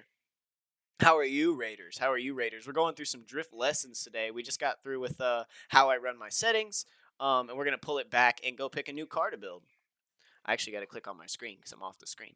There we go. Save and continue. Yo, thank you for the hydrate, Mr. Warner. Scummy. Everybody's stoked to see him. OMG, always good to see you, brother. Illustrals, what's up? I'm doing great, man. We're running through this. We're doing some basically teaching and lessons, kind of going through everything I do with my drift cars. We're doing builds. We're talking about settings. We're talking about tuning and things. It's been good. It has been a minute, Lustrals. How are you, bro? So for the next build, Q50, Trueno AE86, or if you dare do a mid-engine, I'd love to do the Trueno, but it's like nobody has them. Like, not nobody, but it's hard to get them, right? I want to do cars that I appreciate the suggestion because those are great cars, and I love the Trueno. I literally, all right, guys, I'm going to show you this without anybody spending chat points because I love you guys. I have the Trueno tattooed on my body, as well as the RX-7. So let's check it out. We got the Trueno right here and the RX-7, baby. Got my Toyota and my Mazda. Gotta have them. So I love those cars, but I want to go with cars that are like a little bit more affordable. I think the Trueno's like $8 million in the fucking shop, dude. Like nobody can afford it unless they're out there. Well, actually everybody can afford it. I'm just the broke person in game. Been busy with school. Hell yeah, dude. I'm glad you're putting school first. Thanks for dropping the follow, not a clue. I appreciate that. Drift things. Wreck Professor, what is up, dude? I can. I got 32 mil. Hell yeah. Big Fujiwara fan. Oh, same here, dude. Love it. I got 4 Initial D mangas right there. You can see them. And then I have everything digitally. Love me some Initial D. Here we go. Here's what. Book 1. Book 1, baby. I got all the way up to edition 5. I just got some new Yawamushi pedal the other day, too. I'm a big manga guy. That the real Warner Bros? It's the real Warner Bros, guys. And let me give him a shout out too. I mean, there's so many streamers in chat right now. I'm just going to talk about them all because they're talking in chat, so you can click their names. Warner Bros, Team Rev member, good friend of mine. He's a comp driver. He's on the Team Rev committee. What's up, not a clue, by the way. Click Warner Bros, another Forza 4 drift streamer. He also does racing content and stuff too. He's all over the game. He just did a 24-hour stream that was so much fun. You guys check out Warner Bros. Same can be said for the Wreck Professor, an amazing Forza 4 drift streamer. Does all kinds of other stuff. Love Wreck Professor. We have really started to grow close over the last few months. And of course, Scummy, right? I'm hopping off, everyone. Have a great day and a great night. Speak tomorrow. Of course, Scummy, I hope you had a great stream. Get some rest, man. I know I love to relax after stream. It's a lot on your mind, so have a good one, bro. We're going to get into picking a car. Maybe I'll do an American build or a British build since I did a JDM build. Hey, Ben. Maybe a Euro car? Yeah, I'm thinking maybe a BMW. Going to get Forza Premium? I'm certainly going to get it as well. Get it 5 days early, right? Why not? A little bit more expensive, but certainly worth it. I also believe that first week I'm going to be giving away a copy of the base game. So I will be giving away a copy of FH5, and I'll also be streaming Forza early with the whole crew. How you doing, Ben? Good to see you, buddy. American Muscle. Maybe we can do a third car. We'll do American Muscle for the third car. Let's do a British car for or a European car, but a Beamer. I really kind of want to do the M5, guys. Like I've always wanted to do an M5 build, and I never did. And I think it's time. It's time to do an M5 build. Oh yeah, I'm getting it. I'm gonna be playing it early. You can see me November 5th playing that game, baby. What was I saying about tow again? So we were talking about tow and the way it works. Tow, basically, more negative tow is going to increase your turn response, and that means the car is going to want to turn in easier. It's going to want to like go with the way you're pulling it. But stabilizing or positive tow is going to increase a more stable car. So a lot of people, it's very common to see positive tow in the front and negative tow in the rear. Sick. Let's see what kind of stock colors. Oh, it's got so many stock color options. I love the dark green, guys. I love the dark green. We might even just keep it dark green and never do anything to it. This is just going to be my BMW. Yeah, for sure. 54K. I'm good with that. I don't even have $1,000,000 anymore, guys. I've been spending so much money. I only have 645,000. I'm the brokest person you know in Forza. And Carson, I'll make sure to put this VOD up on my YouTube so you can go back and reference it and everything right after it's over. All right, let's get right into it, guys. Upgrades and tuning. Custom upgrades. We're going to start upgrading the car with its parts. I will always like to check out the engine possibilities when I first start. Let's see what the stock engine is putting out, because there is a very important thing to remember when choosing a car and building a car, especially when you start at this process, you start modifying it. As Deshaun brought up earlier, the power to weight ratio is so important. I am very broke, dude. I am very broke. Oh, you have 620K? All right, Goku, you're right there with me. But yes, the power to weight ratio, very important with drifting. And if you don't know what this means, it's basically the ratio is how much weight is on the car, so how heavy the car is, and then how much power the wheels are delivering in the rear. And the reason this is so important, and torque plays a role in this as well, is if the car is too heavy, those tires can't spin. They can move the car, but they'll stay gripped to the ground. They won't spin under the car because there's too much downward pressure. It's too heavy. So you want to run a lighter car with more horsepower, a better power to weight ratio. That way you can get those wheels spinning. And we're looking at that right now. Just to give you an example, I usually run in weight anywhere from 2,000 to about 3,000. I don't like to go more than 3,000 pounds because I like to keep my horsepower for Pro-Am anywhere from 400 to 500. So it's like a good range I like to play with. He laughs in 130. Thanks for dropping the follow. Nice, cool drink. Oh, I know a guy named Dr. Cola Bottle. You guys might be friends. But so, stock engine. What do we have available in this BMW M5 1988 model? We have 282 horsepower, 251 foot-pounds of torque, and 3,200 pounds. So that's pretty heavy. It's not a whole lot of horsepower. It'd be great in IRL, but we're talking about Forza here. 282 isn't the most. We definitely want more. So let's see what we can turn out with the other engines we have available. We have an inline 6 available with 321. Brings down the weight a little bit. 415, which is great. That's a V8. Of course, we're going to have that power. You can put a V10 in this. I might run stock engine and just see what kind of mods we can make to it. If we need to, we might come back and put this inline 6 in. But I think we can run stock engine, and then we'll mod the shit out of it, lighten it up so that it'll have a good power to weight ratio. I feel like I'm in school. Well, I apologize. I just know there was a big part of the community. We put out a survey, and a lot of people were very interested in this. We had overwhelming response for people wanting to see the drift lessons. So we're going to do the drift lessons, and then we're certainly going to do the tandem lessons. I know you brought up, Bud. So we got our engine swap. Let's take a quick look at, just to make sure this is rear-wheel drive. Yes, it is. All right, and then a turbo. So let's see what we can do with this turbo swap and if we're going to use it at all. So it's naturally aspirated. It doesn't have a turbo. It's naturally aspirated. No turbo, no supercharger. Let's see what we can do with the turbo. The turbo is going to kick us up to 285 foot-pounds of torque. So we're getting an extra 34 pounds of foot torque and an extra 40 horsepower. It's going to put us at 320. I'm going to go ahead and put the turbo in it. I think that's a good choice. We still have a lot of room to play with, and you'll see what I mean, because when we get into engine upgrades, our horsepower is quickly going to shoot up, and our weight is quickly going to shoot up. Sir Sprite can. Oh my god.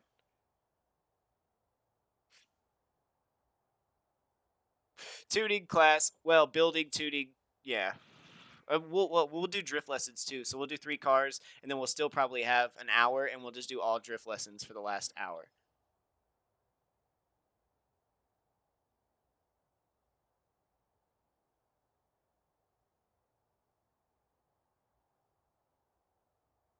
Wow. Work text. Sorry about that, guys. IRL drift lessons. Ah, God, I wish. God, I wish. Oh, that'd be so much fun. Actually, I just want to announce to you guys, it is my birthday month. My birthday is on the 23rd, and I live in Los Angeles. And that means that I live very close to Long Beach. And if you follow Formula Drift, you know that there is a Formula Drift course in Long Beach, and that Formula Drift Long Beach is happening on the 18th. And that Nova's going to be going there to live stream it and make a bunch of content. I'm going to vlog the whole day. I'm going to live stream a few sessions, probably through my YouTube. So if you guys are interested in Formula Drift on the 18th, be sure to be checking out my channel. I'll be making announcements once I get my tickets and everything running, but it's going to be a lot of fun. Mine's on the 22nd. Oh my God. Bud's is on the 22nd. Desham's is on the 21st. I think Hillary's got a birthday. Dude, September is full of Team Rev birthdays. Found you at the right time. I'm so glad you did too, Jedi. And I like your name, Jedi Ezio.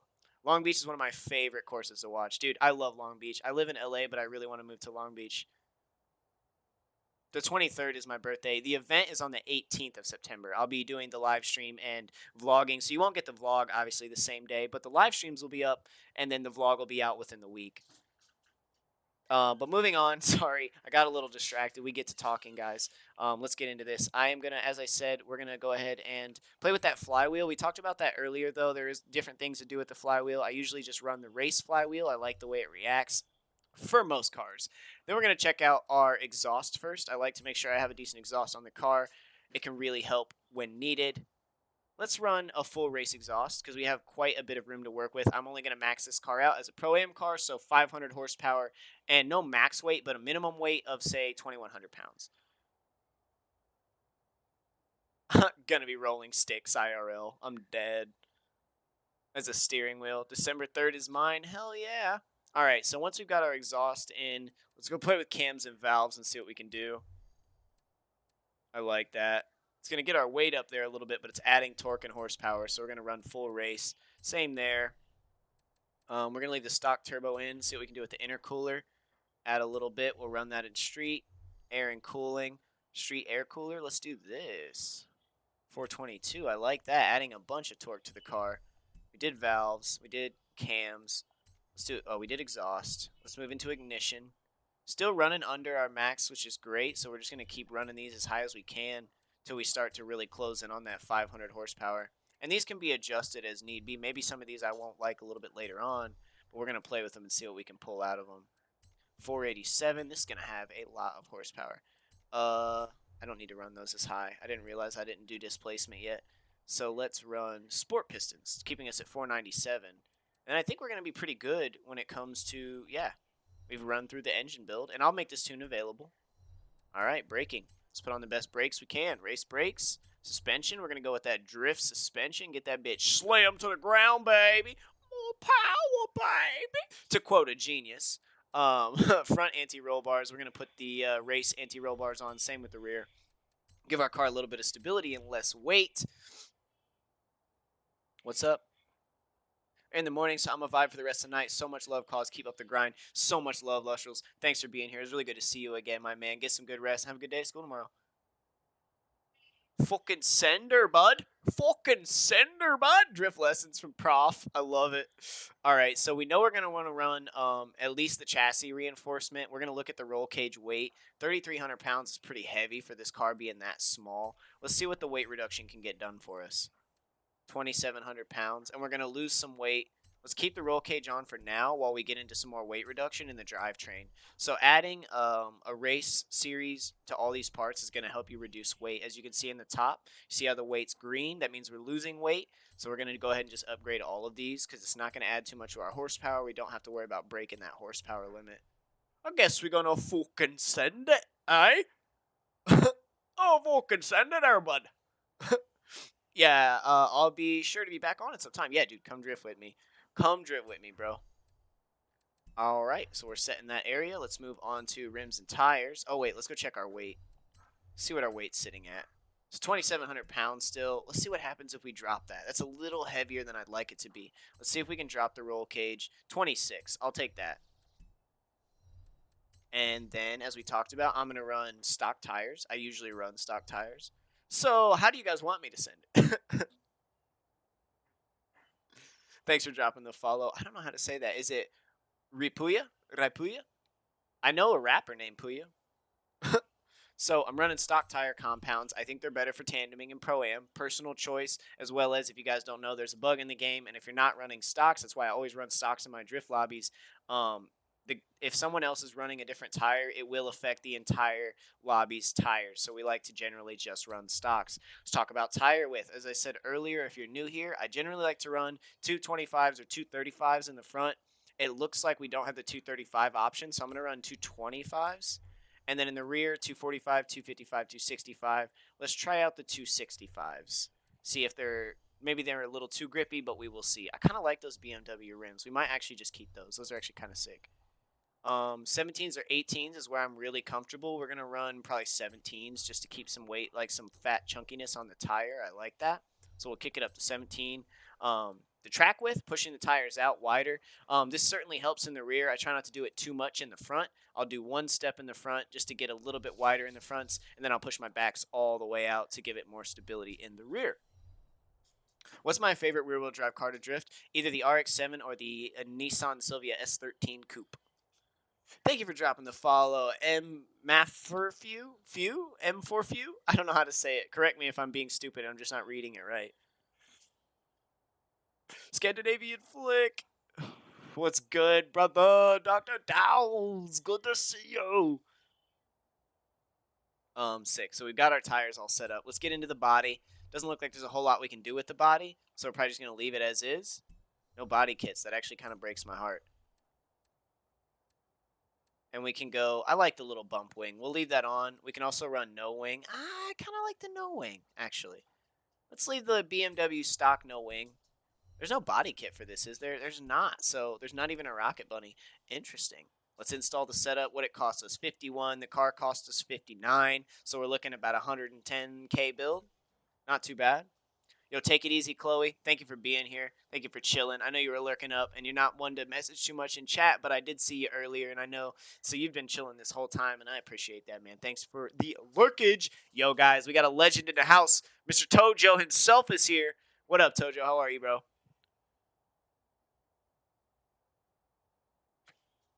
What's up, KB Bear? What's good, brother? No problem. Yeah. Take it easy, Chloe. I'm great. I'm doing good. We're jumping into this is like a drift lesson stream today. So we're doing drift builds. We're talking about how your settings should be set up, turning off traction control, turning off stability control, making sure you're running manual or manual with clutch. Just kind of really going over the essentials of what it takes to get out there and start drifting. And we've been building pro-am cars, so I'm kind of focusing on the lower end of the horsepower spectrum. Who's Tojo?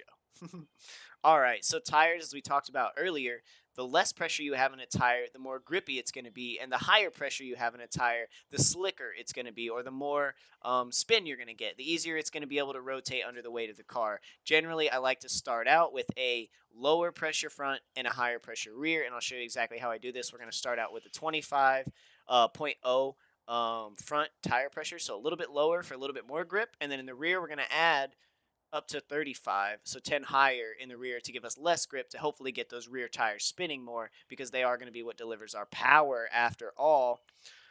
I'm going to go 140 miles an hour, then I'm going to do a reverse entry into the first Bennett crates, then a 360 turn 2, then I'll send it into the wall in turn 3. I love it. What is up, man? Will you be teaching people to tandem with live lead and follow Nova runs? I'm thinking about breaking that into a different stream, Deshaun, when it comes to tandeming. We are going to do a little drift practice later about the basics of drifting like by yourself, but I think it's a good idea because Bud brought it up, and we should probably, I'll get together with the mechanics and some of the other drivers, and we'll talk about getting a tandem drift stream going up too. But moving on, my front tires are set a little bit like lighter at 25.0, and my rear tires are set a little bit harder at 35.0, just to see how the car is going to handle. I've never driven it before. Getting into gearing, a massively complex thing once you start to understand really what it is. It seems very complex, but if you watch a few videos and start to understand it, it's a lot more easier to play with. One little trick I like to use, and I did this for a long time before I fully understood gearing, was just playing with the first category, final drive, as you see on the screen. Final drive will allow you to adjust all your gears, the whole ratio of the gear ranking in one like bar. So these usually start out anywhere from 350 to like 375. I like to push the final drive up a bit near 4.0 because that's going to give us a little bit shorter gears and more power in all the gears. So I like to run, I'm going to run 4.0 in this build and see how it feels in the final drive right up top. And then I'm not going to change any of the other gears. Alignment. Let's talk about camber as we talked about earlier. Camber is like, imagine two straight wheels. Camber is when you start to cock the wheels out. I know you guys see this, stance cars, cars with crazy camber, I never really know how to say that. But in drifting, it holds a very specific purpose. When you do that, you do that to allow the car. So like, there's many different reasons, but especially when you're drifting, if your car has some camber on it, and those wheels are outside, and you're hitting a turn, and all your weight is shifted, then your car's going to tilt a little bit, right? So if the wheels are tilted and your car tilts, your wheels actually getting straighter, and then you're gaining more traction in the turn. It's actually quite nice and increases your grip in momentum drifting. So I like to run full negative camber in the front. I like to have my wheels cambered out as far as I can to get the most control I can when I'm drifting. A lot of people will do this differently, as we discussed, but it's how Nova runs it. Don't use clutch, never have. Interesting, interesting. All right, so rear is a little bit different. A rear wheel drive, which is what I mainly focus on. You very rarely ever see me playing with all wheel drive. I run a lot less camber because those rear wheels are our delivery system. So we don't want our wheels cocked sideways because then we don't have all that surface tension and connection and grip with the ground. We want those wheels as straight as possible so there's the most contact with the ground so we can get the most grip and speed. So I run a very, very slight amount, anywhere from negative 1.5 at the max to like negative zero point 0.5. I'm going to run negative 1.0 with this car and see how it feels. Toe, we talked about a little bit earlier. Adding a positive front toe is going to allow you to get a little bit more grip and stability in your front tires, which is going to be good for you. So I'm going to run a 1.0 front toe, which is a little bit different than our last build. And for rear, we're going to want to kick it in a little bit, so negative toe, to allow a little bit more ease of use when turning and get steering into turns. So we're going to run a negative 1.0. So positive 1 in the front, negative 1 in the back. I like to mirror shit like that. Moving into angle. Angle is going to have a lot to do with camber and how much angle those wheels are allowed to turn in and out of. But generally, the more angle you have, the better your drifts are going to look, and the more angle you can pull in a drift with that front caster. So I run usually full angle kit up to 7.0. It does feel like a web seminar. I'm sorry. Does it feel like I'm just like droning on? Because I'll change it up. If it feels like I'm being boring, guys, we could definitely change up the format. Let me know if this just feels like it's dragging on. I guess I didn't really realize that. 4.5. Go get it. Go get it. No way, I love this. Okay, cool. Okay, cool. I was like, if I'm being boring right now, all right, that would suck.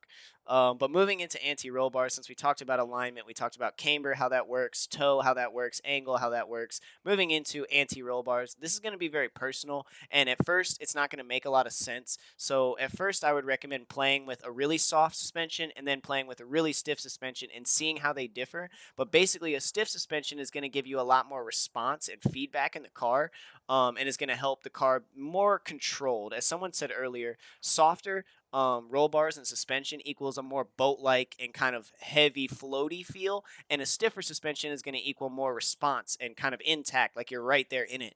I like to run generally in the middle or a little bit softer at times. So we're going to pull my front anti-roll bar stiffness down to about centered, somewhere around 32. Let's run 33.4, and then we're going to bring our rear up the same, just to stiffen it up just a little bit to get it into center. We're going to run that at 32 in the rear.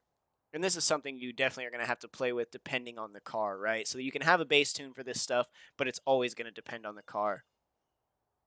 We're not running an open lobby right now, Lepeka.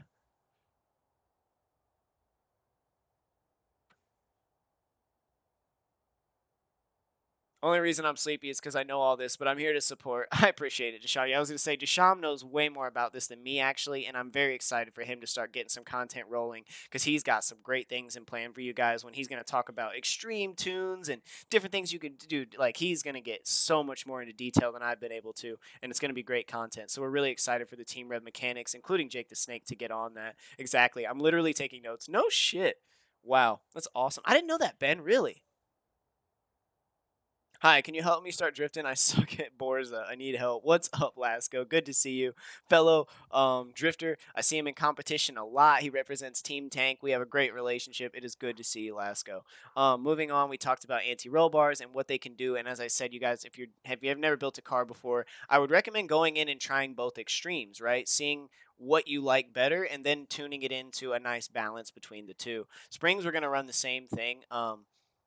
So springs are going to basically like how your car reacts to bumps in the road, how your car reacts to elevation changes quickly and whatnot. I generally like to run my car a tad bit softer, but generally in the middle. As we start out, the springs are softer than they are stiff, so I'm going to pick them up a little bit and probably run them closer to 750 probably. Yeah, I'm going to run 750 in the front for stiffness on springs, and probably generally in the back the same thing, 750 as well, just to see how it feels. If it's too stiff or if it's too soft, I can adjust it later. But it's a great place to start. I like to generally start randomly in the middle, and then the car will determine the weight shifting and how I need to change it. Yeah, and Tojo makes a good point. Tuning is a style thing. I'm trying to lay it out and explain what they are so that you can then go and decide, well, maybe I don't like driving like Nova. Maybe I like my car to be super stiff with lots of horsepower and lots of weight, which I've seen a lot of good drivers do, or you like to do the light cars with no weight, very boaty and floaty. And that's kind of where I am in that category. So it is very much personalized and stylized, as Tojo said. These are just things to keep in mind when working on bass tunes.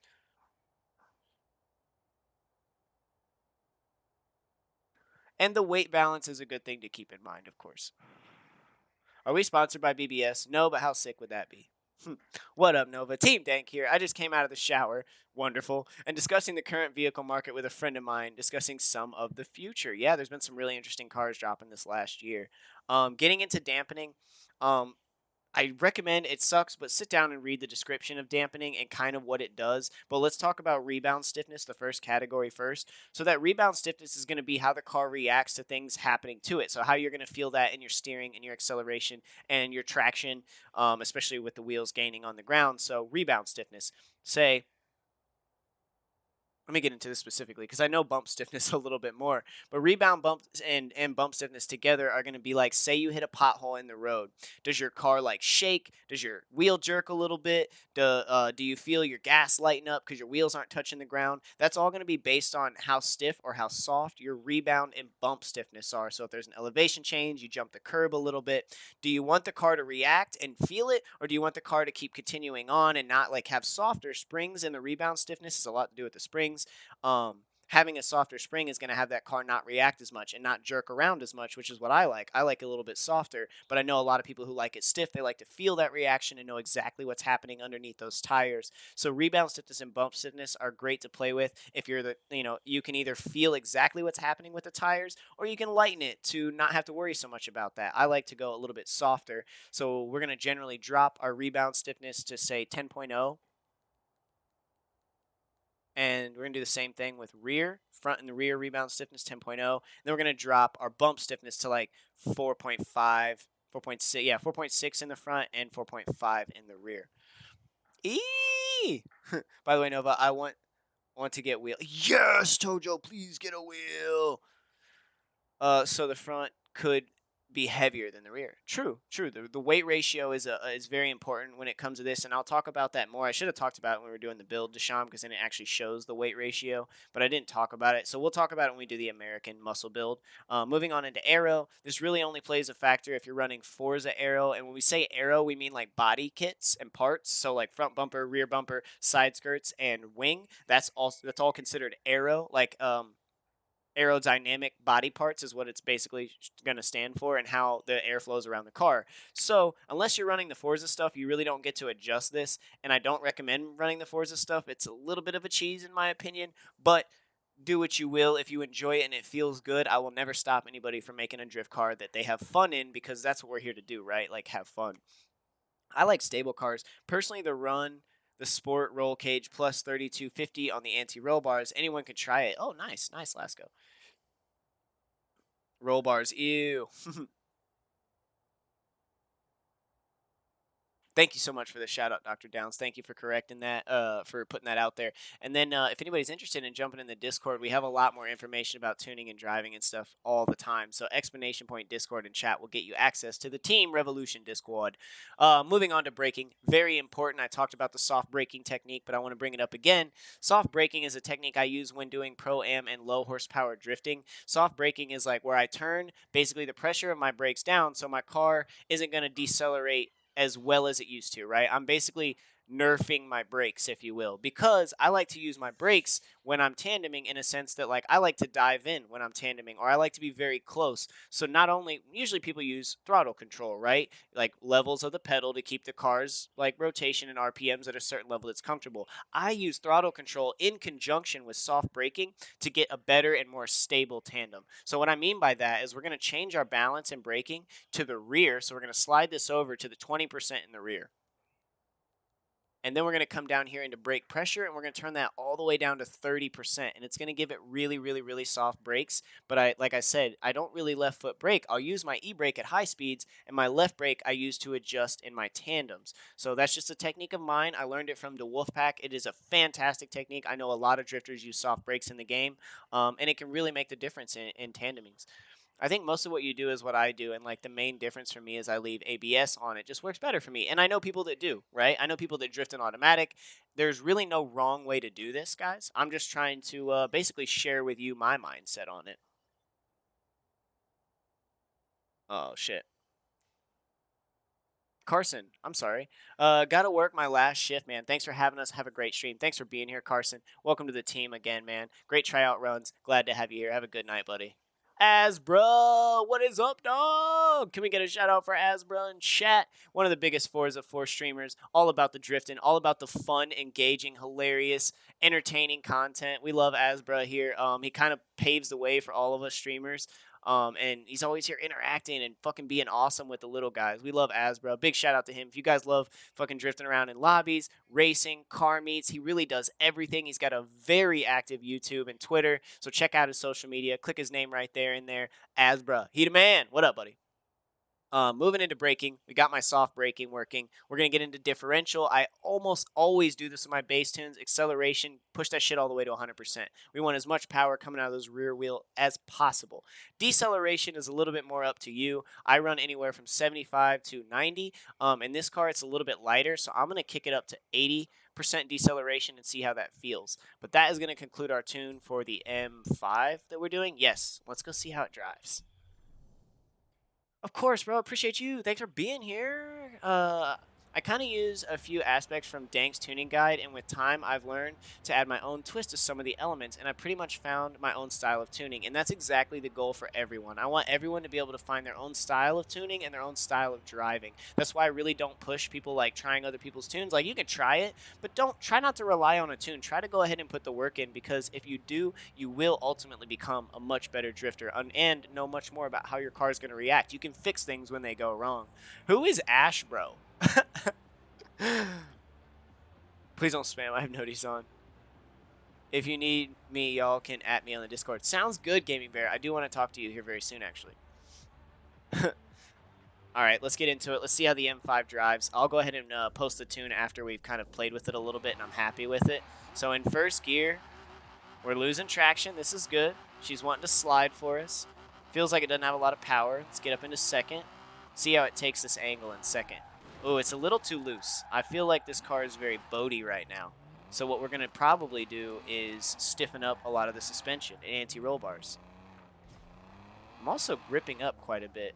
Let me unplug my wheel. I think my wheel's like having a reaction to what my controller's doing. And it's like jerking around in front of me. It's confusing me. Oh, I know what it is. I put clutch on. So I wasn't hitting the clutch. I wasn't hitting the clutch, guys.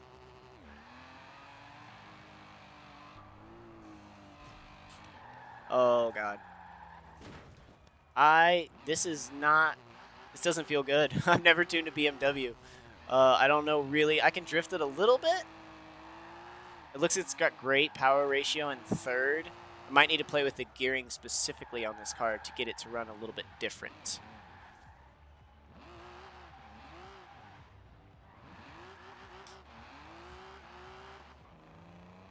Let's see if we can get a decent third gear drift out of this. Oh, I don't like the way this feels at all. It looks like my tuning method does not work really well on these BMWs, or at least this M5 here. Let's see what we can change about that. See if we can stiffen some stuff up. See if we can make this a little bit more responsive.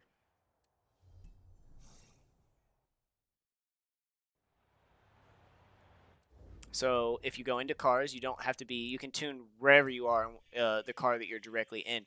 I'm going to go ahead and kick the tire pressure up to 40 in the rear. I want to get a little bit more slip in the rear.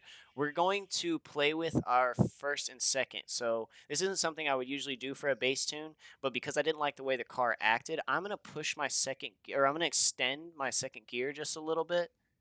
Just a little bit. Let's run 1.90 just to extend that second gear just a little bit, give us a little more in the second gear. And like I said, I'm going to pull these down and make them a little bit stiffer because I was not liking how that reacted. And I think it has more to do with my rebound stiffness than anything. So let's play with that. I'm going to kick my rebound stiffness back up to 11 in both areas. And then we'll run a little bit stiffer in the bump stiffness as well. I want to run like 5. Let's run 6.0 in both. That's going to give us a decent amount of feedback. All right, let's try that. Taking it. You going to bed, gaming bear? Good night. Oh, wait, Ben's crashing too. Sorry, guys. Anyways, I'm going to head off for the night. Keep up the great streams. Love you, Ben. Take it easy, brother. Oh, big stretch. All right, ABS 2. Okay. Good night, gaming bear. Take it easy, brother.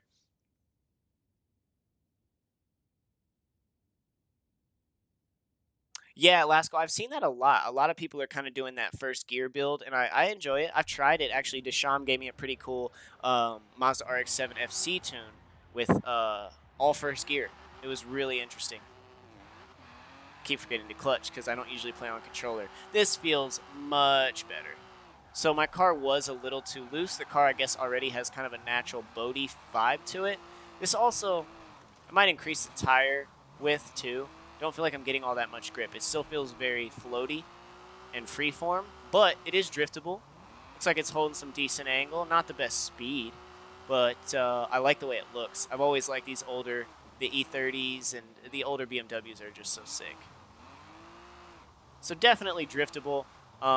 Obviously not a very good tune, I'll admit that now. This is not something you want to take to comp, but it's driftable. It works. The bass tune had an effect, but I would need to tweak and tune this car, like I said, because it's specific to every car. You can build a good solid bass tune or what you like to do, and then every car is going to take a little bit of tweaking to get the way you want it. But I'm not going to waste too much time on the Beamer. I think it feels great for now, and we can touch on this maybe in the next drift lesson. So maybe we'll revisit this car if we have enough returning viewers.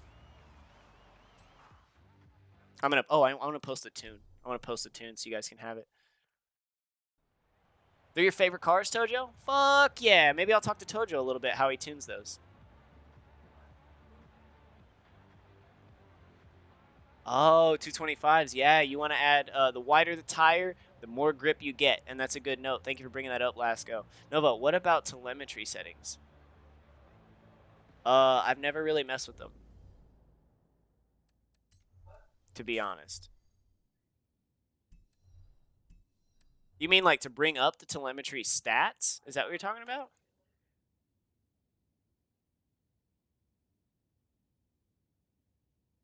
Sorry, I got a text. Awesome work. Definitely going to have to hit him back up. Wait, what's this? Are you interested in $500 twice a week? Are you interested in growing followers and becoming famous? Aw. Alrighty. Yes, post the tune. Post a tune. We're going to call this BMW M5, or TMRV M5. So you'll see me type it out. TMRV M5. If you want to find it, buy this car, download this tune, try it out. Let me know what you think of it. I'm obviously admitting that I don't like it very much. It needs work, but it's my BMW M5 for now. Tricks, how are you, buddy? How are you? Okay, yeah. I mean, you can talk about it or talk about it in Discord if you want, Desham, because I don't know too much about it. Not enough to really get into telemetry data. I know how to pull it up, but I didn't know you could like edit the telemetry settings. You do need to monitor Camber. You can tune by feel. I see.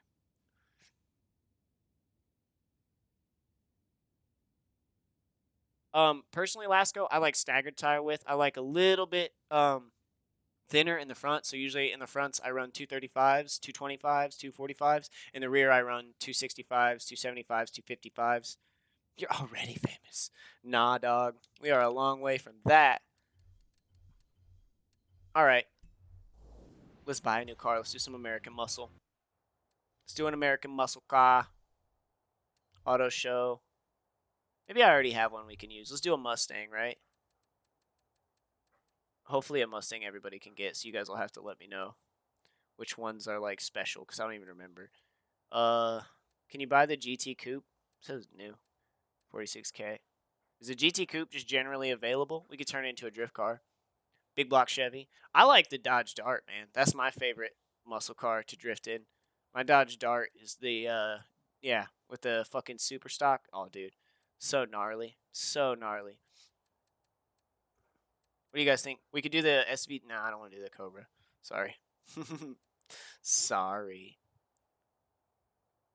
We could do the boss. Yeah, because the boss is the well, it's legendary. Does it have like weird stats? Let's see, because it might have like weird vintage tires or like a weird engine. Let's go check it out. Oh, it's exclusive. I was gonna say I know the boss you get from doing drift club, right? Doing all the drift club stuff, you earn the boss, don't you? I'm pretty sure. Boss is a good build. Okay, cool. Let's get into the boss. Upgrades and tuning. This might already be set up, so I'm gonna have to. Yep, I'm gonna have to clear it. Just earned that. Sick. So let's jump right into the engine. We're looking at some American muscle, right? Some American fucking muscle. So, in that being said, I might go ahead and fucking LS swap it. I think I might because it is the Mustang. Um, for that 415, let's try a V8 swap. Let's try it. And while we're here, let's get into some important aspects of this. We've talked about it twice already on stream, but power to weight ratio. So as you can see here on screen on my left side, you can see my power, which is my horsepower, 415, my torque, foot pounds of torque. Torque is like generally how fast or how much you can get to those tires, how quickly you can accelerate and get those tires moving, and how much force it has on the entire car. It's kind of torque is a good definition to look up yourself. And then weight, obviously how much the car weighs, but this all three of those will generally play into a very important concept which we know as the power to weight ratio. If your car is too heavy, it will be very difficult to drift. And explaining that is the wheels are under the car. The weight of the car is on top of the wheels. If the weight of the car is bigger than the wheels can handle, they can't spin.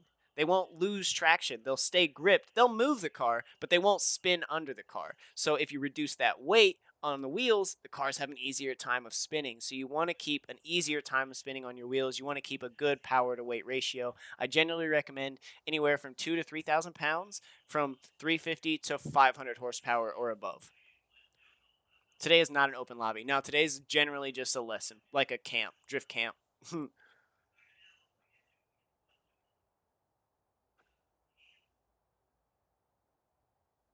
He said he's going to backhand me. Let's see. Let's see. It seems to make half the torque. But if you say so, Desham, let's run it. Let's run the stock and see what happens. I do want to put a supercharger in it, though. Yeah, it's a Mustang. We're putting a supercharger in it. All right, into the engine upgrades. As I've stated, I like to start with exhaust to see what we can put the exhaust at. Let's run that 340 foot-pounds of torque. I'm liking that already. You are not lying, Desham. I am liking that already. Let's go into cams, valves, and displacements and stuff first.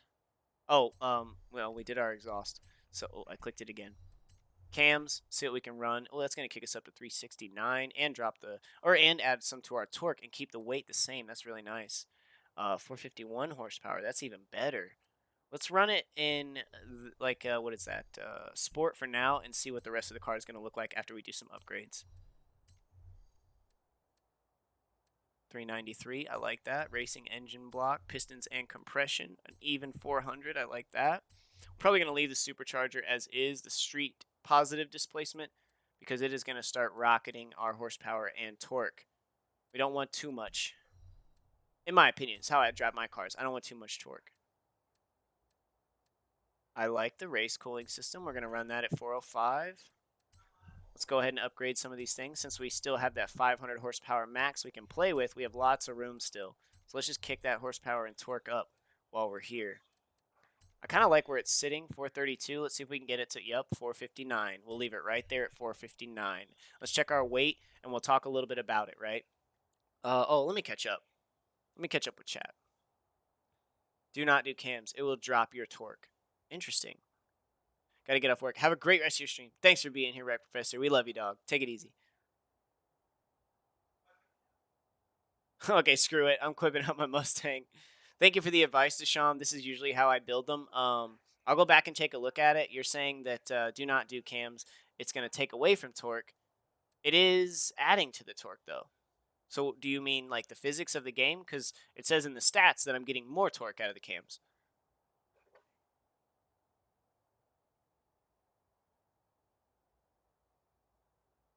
Well, explain why that is, though.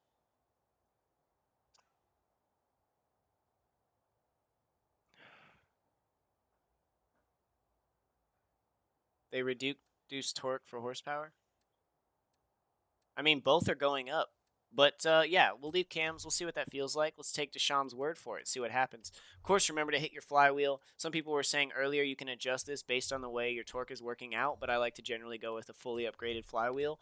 Brakes, we're going to fully upgrade. It's going to drop weight, which is going to be nice. We're going to put that drift suspension on the Mustang. It's going to be nice. Fully upgraded anti-roll bars in the front and the rear. Also going to drop weight, bringing us to 3,200 pounds. This car is getting quite heavy, so we are going to need that extra horsepower and torque. Why am I only sitting at 398? I thought I was at a clean. Oh, I guess I was. Let's see how heavy it's going to be with that roll cage. 3,600 pounds. Let's see what the weight reduction can do for us. 27. I like that a lot. Let's see what happens if we ditch the roll cage. 20. We only lose about 60, 50, 60 points. So we're going to leave the roll cage on. It's a little heavy at 2,700 pounds, but we can lighten it up as we get into drivetrain. So we're going to put on the race clutch, drop some weight. The race transmission, drop some weight. The drivetrain, drop some weight in there, bringing us closer to that even 700. Oh my God, can I tell you about my build? You can talk about it, but I'm generally probably going to be pretty focused on what I'm doing here, but I'll try to read into it. Big boats like American cars are always torqued out in their cams to move their large metal body. Interesting. Interesting. So then, therefore, in game it reacts the same way, and we don't necessarily need to upgrade those cams. I understand now. We're going to keep the stock tires on. As I said, I really prefer stock tires for tandeming. And because of the game's tire bug, running anything else or running different tires than everyone else in the lobby is going to cause everybody's tires to act really fucked up. It's a weird bug. So 90% of the time, 99% of the time in my streams, we run stock tire compounds. Front tire width, we got 225. We got a 245. Let's throw that 245 in the front, see how that feels. It's a little bit wider than I usually run. 255s in the rear. Okay, well, if we have 255s, let's drop this to 225 in the front, 255s in the rear. I'm going to leave the general classic rims on. We're going to kick these up to 17s.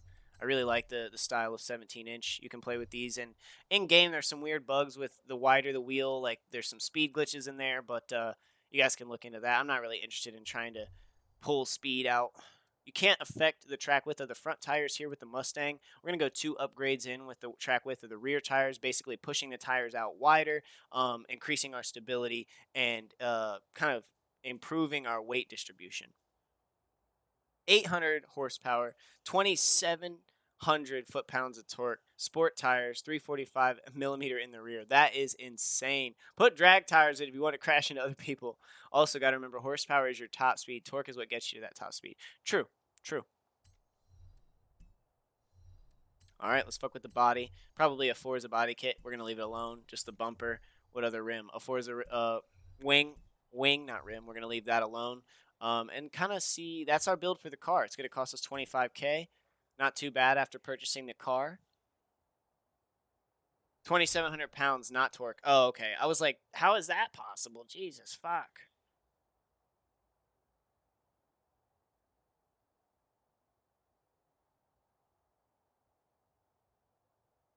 Hmm.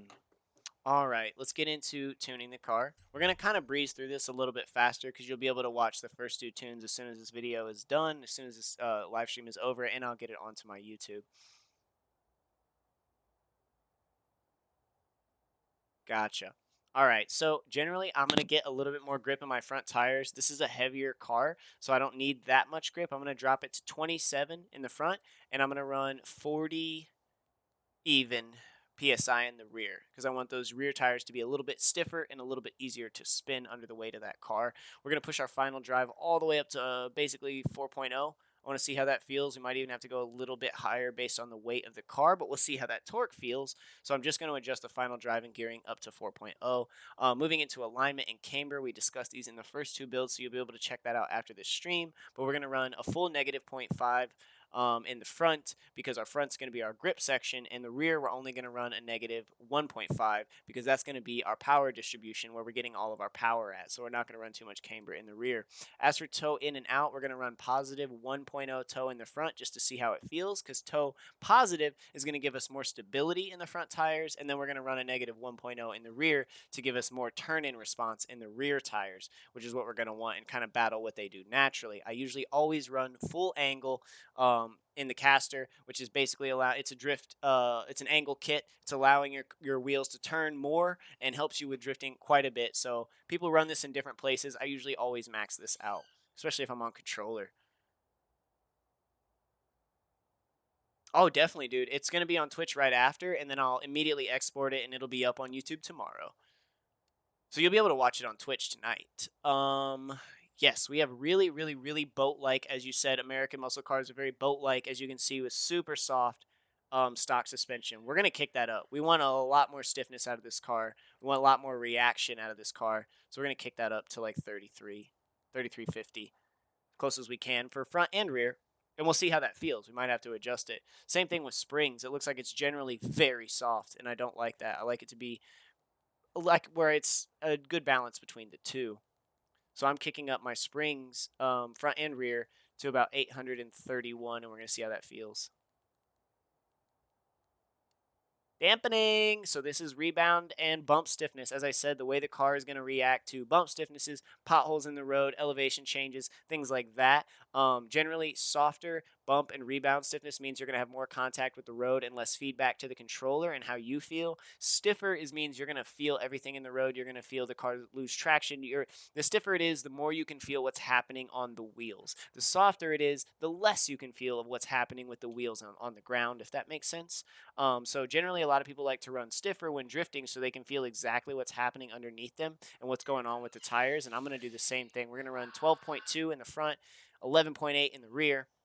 Bump stiffness, we're going to kick up a little bit in the front to 6.0, and in the rear, we're going to kick it up to 6.1 or 5.5. Let's go 5.5. Yes. Aero, we're not running Forza body kits, so aero is not going to mean anything. Braking, getting into soft braking. We're going to talk about this one more. I'm down to 2,704 pounds. That's normal. I could run, I think this car weighs somewhere around that. So soft braking, a technique I use a lot in tandeming. Basically, I nerf my brakes. I make my brakes really soft. They don't do a lot, and that's because I'll use my e-brake if I desperately need to slow down. I use my left foot brake for balance when tandeming. So it's more of a combination of throttle control and left foot braking because they're really soft. I can throttle control, like I can dive into the pocket with my throttle, and then I can use my brake to slowly adjust my positioning or my distance to the other car. Really like that. So the balance I usually run is 20% to the rear, and then I run 30% low end pressure braking force. So 20 up top, 30 down below. And then moving into differential. Almost every car, I kick that acceleration all the way up, baby. We want those tires spinning. We want that acceleration all the way up. This car is quite heavy. I'm not going to touch the deceleration. It usually comes in at stock at 75%. We're going to leave it right there at 75% and see how that feels. That is our tune. We're going to take it out and see what it drives like. It's weird on keyboard, but with practice, I got used to the technique I do on my keyboard. Yeah, the left foot soft braking is a great way to really have a lot of control in your tandems. Oh, yeah. Lots of power coming out of that rear end in first gear. This feels good. Very powerful build, but it feels good. I'm gonna have to play with it so I can get more angle. Very heavy, still very boat-like, even though I stiffened it up. I explained that I was stiffening it up because it's gonna feel like a boat. Still very boat-like. Still feels maybe a little too heavy.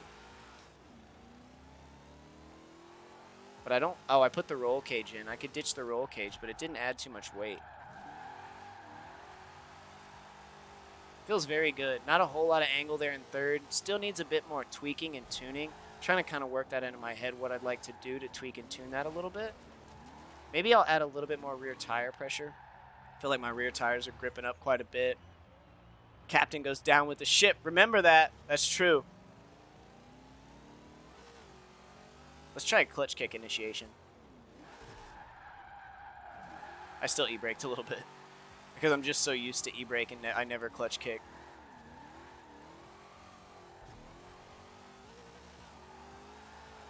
It's a little stiff.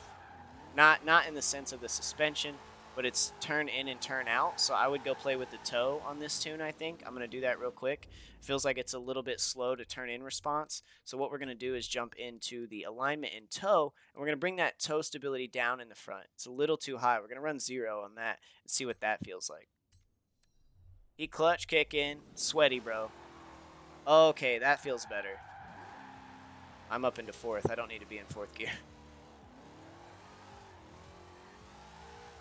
That feels much better. So it looks like I had a little bit too much stability in my front wheels, and my front wheels were gripping up quite a bit. So I dropped all that toe in the front, and I was able to get a lot wider angle, and the car feels much better. I need to downshift right there. Why didn't I downshift? Let's try one more run at hitting that, and then I'll post the tune.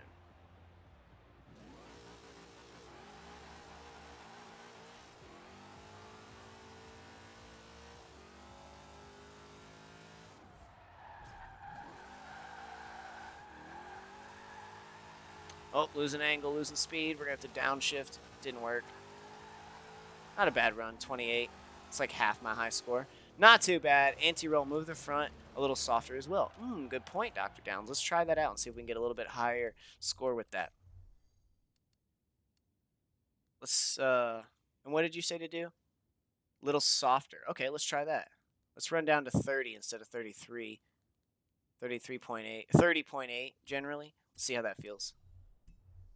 Do I share all my tunes? Not all my tunes, but I am sharing all the builds I'm doing today, and I have a few tunes in my Discord that I like to basically push upon new drivers or people who are looking for tunes. I have a 240 tune and an S13 tune. Oh. Wasn't ready for that, guys. Wasn't ready for that. Let's give it one more shot. Working out the kinks in my new boss drift build.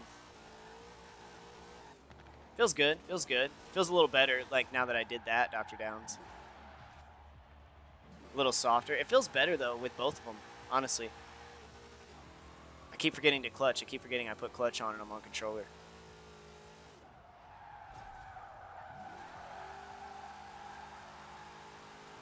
Not enough power to carry us through. Feels like it's maybe a little too heavy. Maybe just a little bit too heavy. Let's ditch the, I know I'm like kind of fixating on this build, but I want to make sure it's better, that it's good when we drop it, or at least decently driftable. So I'm going to drop that roll cage. I think we could use less weight. I'd be forgetting where it's at. 27. Okay. And then do we have full weight reduction on? I believe so, yes. That's going to drop a little bit. Drop the roll bars. You think so? Oh, yeah. It cost me money to get rid of my weight kit. It sort of was like a fixed entry, fixed speed, kind of. Not 100% strict, but I was coming in at the same time. I missed your message. By the way, are you okay with me mentioning dank from time to time? Absolutely, bro. Absolutely. Absolutely. Sorry, buddy. There's a little focus there. Yeah, go for it, dude. We got good relations with Team Dank. I love Dank Dunbar, fellow drift streamer. This angle is very light. So the car could certainly use a bit more tuning, but it is drift capable, as you can see. And we'll bullet around the course a little bit more just to show it off a bit. Let's get into fourth gear. Let's try second out. I keep forgetting to clutch.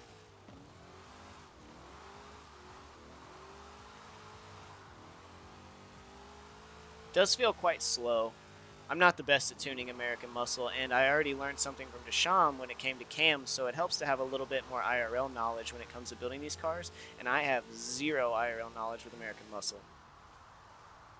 But I'm not too upset. I like the car. I think it drives alright. I'm going to go save the tune if you guys want it. I think I could do that from right here, actually.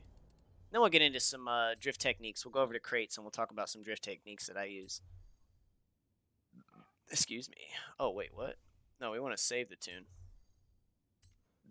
No, I saved out of the wrong name. I gotta redo it. Please save. Yeah, absolutely. Is that stock paint? Looks so nice. I think it is. I think it's stock paint. Yeah, I'm gonna save it as TMRV Boss. So the TMRV Boss is gonna be available for the Boss Mustang. Let me know if you like it, Ezio. Like I said, I'm not 100% happy with it. But based on what we did, maybe you could get in there and start tuning it yourself and see what you can make out of the Boss. You learned all your techniques from Dank. That's awesome, dude. Oh, big stretch. That felt good. That felt good. So as I said, we've now done 3 drift builds. We've talked about settings quite a bit. We're going to bounce over to crates, and we're going to talk about some drifting techniques. We'll start off with like initiations. I think is a good way to start. The different ways to initiate a drift, to start a drift. Is there GT KawzNova? Just checking for tunes, etc. I don't have a GT if that's what you're asking. Are you saying do I have a GT tune? I don't think so. So here we are, crates. We're going to start off talking about initiations and the different ways you can initiate because I want to stay live for like another hour. So we'll do an hour of drift lessons. What's my GT? Explanation point join gives you my GT, buddy. I'm not doing an open lobby, but if you wanted it, just explanation point join in chat. Thank you, Lasco. Thanks, Dr. Downs. I'm dumb as fuck, dude. I should have known. It's GT. It's gamertag. But I be thinking about everything. Let's get into one of my more favorite cars here. The Sylvia Club K. You guys asked about my favorite cars to drive. The RX-7 and the Nissan Sylvia S13 Club K. Of course, there is a lot of funky weird tunes out there. So I'm going to pull up, and we're going to use the first turn in crates as an example. I want to talk about the different ways to initiate a drift. We're going to start off with one of the more common and probably one of the starter ways that people like to use. And I guess you could arguably say, I don't know exactly when all these came out, but in my opinion, we'll start with talking about clutch kicking, right? It seems to be one of the best ways to initiate a drift. A lot of people use it. It's a good IRL technique. I'm going to rip it up at crates as well. Fuck yeah.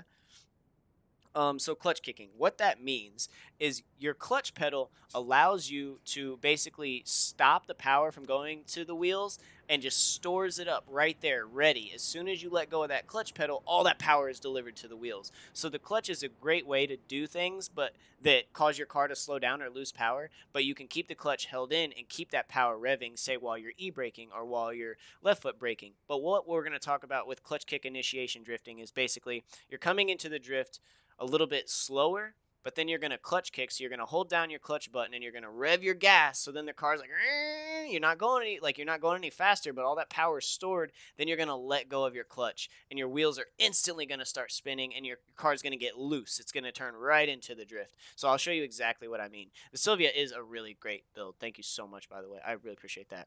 Clutch kicking, go. So I'm going to show you what it looks like. So if I'm sitting here and I hit the gas button in first gear, this is what happens. The car goes. If you hold clutch and then you hit first gear, it's storing that power and not putting it right into the tires. You can see my rev limiter banging off the high RPMs. My car's not going anywhere.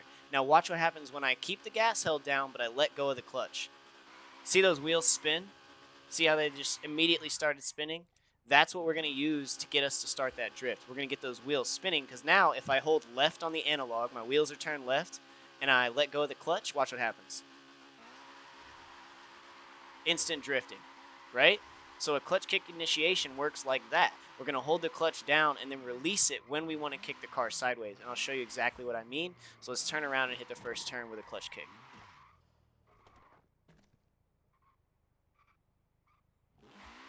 Deshaun makes a very, very good analogy there. So we're in second gear.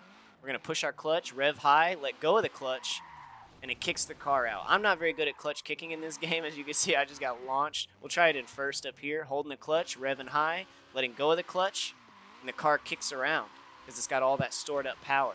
We'll do it right here too. So we're holding the clutch down, we're banging really high revs, and we'll do this from like a slow start to show what it can do. Let go, and the car instantly wants to start drifting.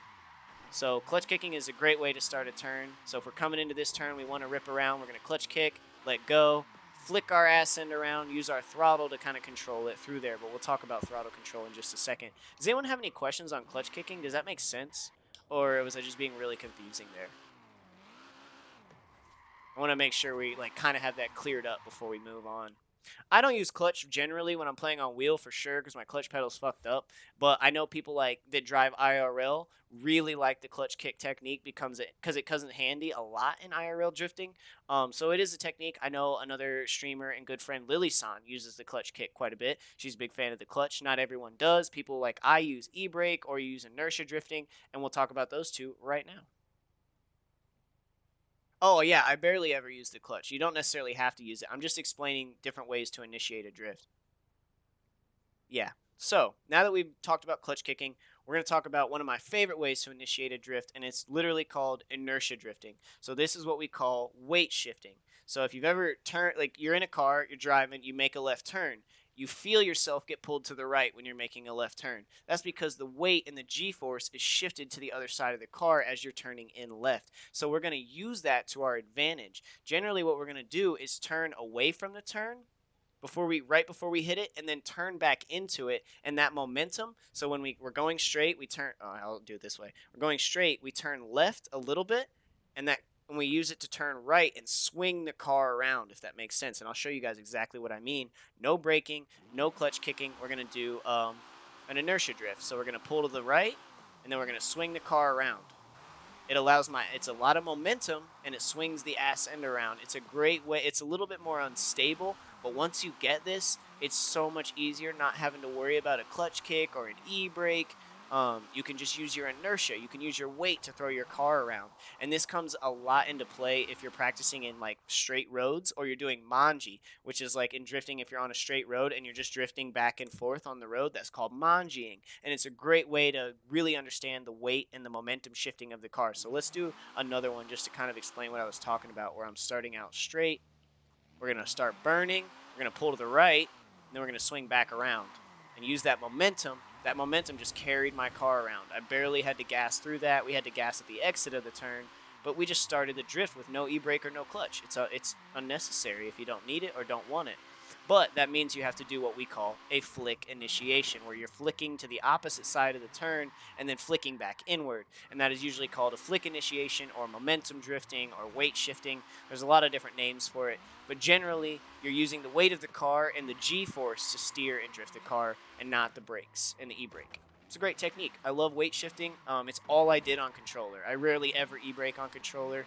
It's pretty much how I play because I got really used to it, and I like the way it feels. Weight transfer. Kansai drifto, sagoi! How do you say it? Watashi wa... No, not watashi wa. Boku no... I can't remember how to say it. I used to know how to say it. Oh well. Boku no...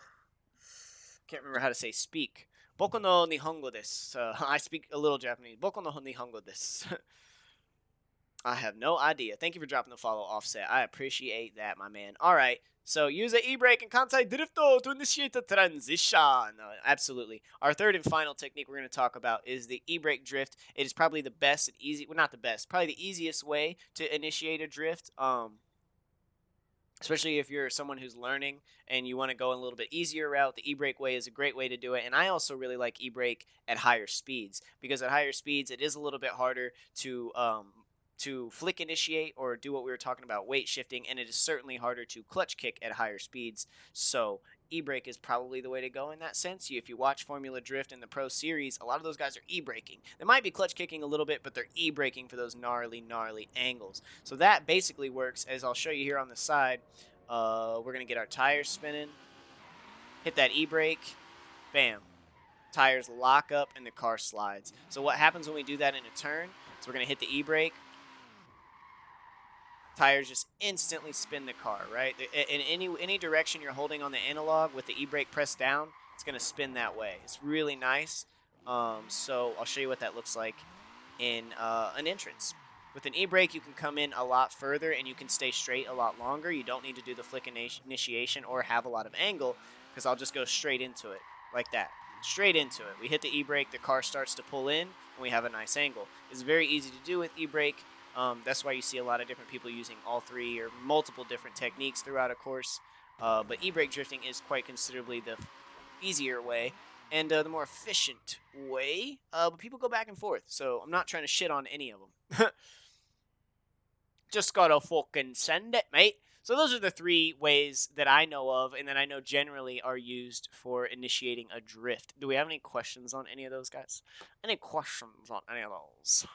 Next, I want to talk a little bit about braking pressure. We talked about my soft brake pressure, so I'll show that off. And then throttle control, which is going to be your best friend when drifting. Throttle control is so very much key to being able to not spin out. Because when you start drifting, you're probably going to spin out a lot. You're going to have a lot of trouble with that because you're not going to be really good at fine-tuning your throttle or fine-pressing your throttle and understanding, oh, this is too much gas, I'm going to spin out. This is not enough gas, I don't have enough angle. It just takes time and practice. So once you get to this point, it's really just how much seat time you're willing to put in and how comfortable you're willing to get with a specific car. I don't have throttle control. Yes, if you're on mouse and keyboard, you have throttle or no throttle. If you're on controller, you have a little bit of throttle control because you have the trigger, right? So you have a basis for how much gas you can give it. And with wheel and pedal, you have even more range. So throttle control, let's talk a little bit about this and I'll explain it. I'm going to do a run with my normal, I'm just going to regular drift this turn with my normal throttle control. And a good way to watch this, it's kind of hard to tell in this car because the revs aren't bouncing too high. Let's get up to second. So what I want you guys to do is keep an eye on my rev limiter down there in the bottom right in this run, and watch how it bounces. Because I'm letting off the throttle, getting back on the throttle. I'm letting off, I'm getting back on. I'm controlling it. That was a little too much, so I spun out. So I need to lighten up on that throttle a little bit to get through that turn. And I'll come back through and try to get a better one. It's weight shift, e-brake, and clutch kick, Lasco. So we call them flick initiation, e-brake initiation, and then a clutch kick or a clutch initiation. Oh, you're good, you're good. So let's get ourselves back up to second. And I did it. Oh, I think I just ripped my e-brake, so. Oh, I guess it doesn't matter. I was trying to show throttle control. I'll hit it on this turn. So watch that rev limiter in the bottom right. See how it's bouncing? See how I'm letting off when I feel like my car's pulling in too much? I'm giving it some when the car is getting too straight and I need more angle. So that's really the equation, right? More power, more gas is going to equal more angle. Less power, less gas is going to equal less angle. So if you're starting to spin out, let off the gas. If you're not deep enough in the angle, add some gas. We're going to do an e-brake entrance. Oh, I hit the wall, so I lost it. We'll do another one around here. Watch that rev limiter. See how I'm kind of bouncing it to control it and keep the car stable and not spinning out? Throttle control is such an important technique to work on. It's going to make or break you as a drifter, so practice your throttle control. You can hear it in my car too. Every time you hear that, that's me letting off the gas. Because I'm like, oh, I went a little too much, a little too much, a little too much. You know, like, here's a great point, a little too much. Too much throttle control. I should have let it slide a little bit more and then given it some gas and played with it a little bit lighter. Maybe it wouldn't have spun out on me. Some of the best drifters do use keyboard. I mean, Lasco's really fucking good. He's beat me in competition. Biscuddy, a good friend of mine, just started drifting, but he's really fucking good in the span of 2 weeks. He's been playing 3 weeks now, and he's playing on mouse and keyboard, and he's really fucking good. Like, I'm hoping he comes out to the next tryout. Um, you mentioned some tips for KB. I'm sorry, what? What KB? It's exactly. Since we drive rear wheel drive, that's what I like. I focus rear wheel drive. Throttle control is your bread and butter. Keyboard. Tips for keyboard. I don't really have a lot because I don't play on keyboard. So, what I will do, Jedi, is I would say ask either Dr. Downs, who I believe is here, or he might be lurking around in the Discord. He might be messing with the family and stuff. But send Dr. Downs a message or to Sham because they are gonna know. Well, actually, I don't know if Sham plays on keyboard. We'll see. I think he plays on controller, but he might play on keyboard. I think he told me that. But either way, Jedi, I bounce off the RAM limiter all the time. Yeah, so it's a little bit since we're in Forza and we don't have to Forza Horizon and we don't have to worry about blowing our engines. I don't hate to say this because you don't want to rev bang. It's like kind of you don't want to do that too much. You don't want to blow your transmission. But in this game, you can't blow your transmission, so there's really nothing stopping you from rev banging quite a bit, which is great, keeping those RPMs up high. Rev banging just means you're hitting those red bars. It's just bouncing at the end. That's called rev banging because you're at your highest RPM in that gear, and you can't get any higher RPM in the gear, so you would need to shift up or keep it banging there to keep those tires spinning. Because usually, if you're rev banging, if you're running higher RPMs like that, your tires are going to be spinning from out from under you. 15-year-old Xbox controller. Kind of a normal thing on KBM. Well, I mean, if you have any general tips about mouse and keyboard tuning or button mapping or anything like that, Dr. Downs, we should talk about that because that'd be great to talk about in the next drift lesson stream. I can play on keyboard too. I just suck at it. Let's try it. I don't know where clutch is on keyboard. Oh, God! Oh, that's my E-brake. Okay. That's E-brake. Downshift.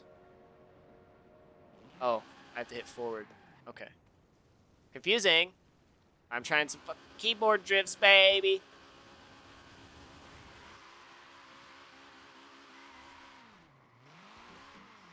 Little wonky. Oh, God. Very wonky. Wonder if we can get through keyhole. Wouldn't that be insane? Nope. Close, but no cigar, Nova. You're fucking trash. Give it up. Go back to your wheel, pussy. The potential is there. Oh, it's all good. Adjusting the gearing, Jedi. Most of my tunes now have really good control over rev. And that's a good, as we were talking about, since you guys on keyboard only have on and off gas, you don't really have any leveling. You can't do 50% gas. You can only do 100% gas and 0% gas. A good way to counter that, Jedi, is what Dr. Downs is saying. Really get into working with your gears and making your gears act exactly as you want to. A lot of people will funnel all their gear power into basically one. So I was given a tune yesterday by Desham that you drive in first gear. You don't have to tune. You don't have to go up. Everything works in first gear. So he's tuned it to bang out what he needs in that first gear. So maybe that would be maybe not first, maybe second, maybe third. But playing with your gearing to really work with what you want makes sense. We'll look further into it. Yeah, I was like, I wish I knew how to show you how to do that, but I don't necessarily know how. Maybe Dr. Downs can help out with that a little bit later off stream or something. So that's throttle control. We'll talk about my soft braking. So I'm going to show you guys what that looks like. I'm going to hit this first turn, come flying through it. You'll see my brake lights come on. Watch. Oh, well, I didn't use them enough. They didn't flash enough that time. All right, so my soft brakes, as you can see, I'm using my brakes. You can see my lights coming on, but they don't seem to be generally slowing the car down that much, right, when you see them happen. Like, there's no instant, there's a little bit of a speed loss when I hold that, but holding, so if I gas it, sitting here, my car is going to go.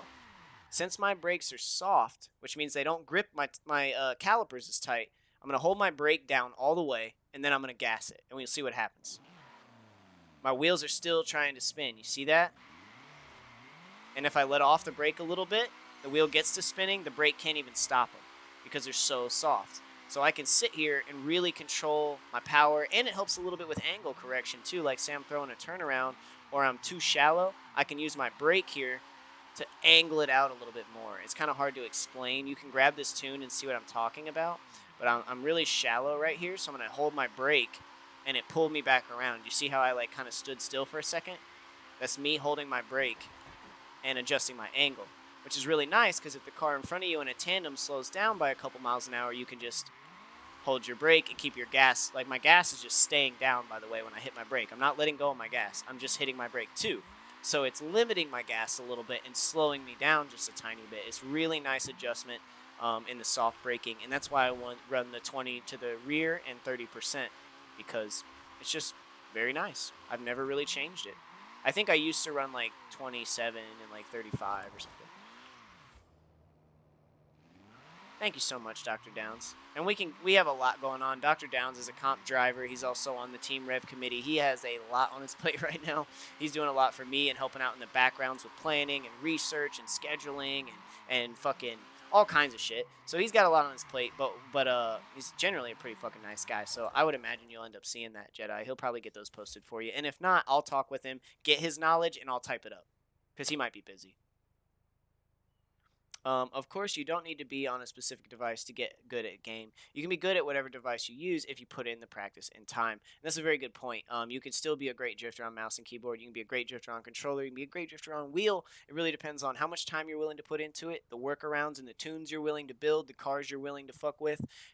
You know, the possibilities are literally endless. Like, if you look at tuning and you think about all the combinations of tunes you can do with just one car, it's probably past the billions because you have just in tire pressure, you have like 200 options in the front, and then you have like 200 options in the rear or 100 options in the rear. So you're looking at a lot of possible tune combinations. Really get out there and play with it and see what you can do. And no, how are you, dude?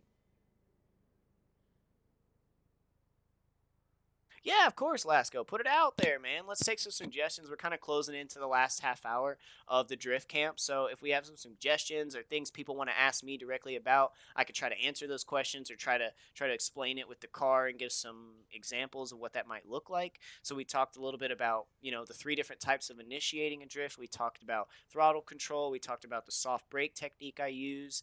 I'll go fuck with some cars then. What? I said hello. What do you mean? Oh, interesting.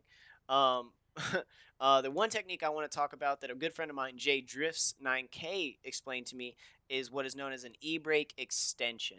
So that is not using your e-brake to get sideways, but using your e-brake to extend your drift. And I'll show you what that means. If we were to, I'm going to come in shallow on this first turn, and I'm going to use my e-brake to extend the drift of the car.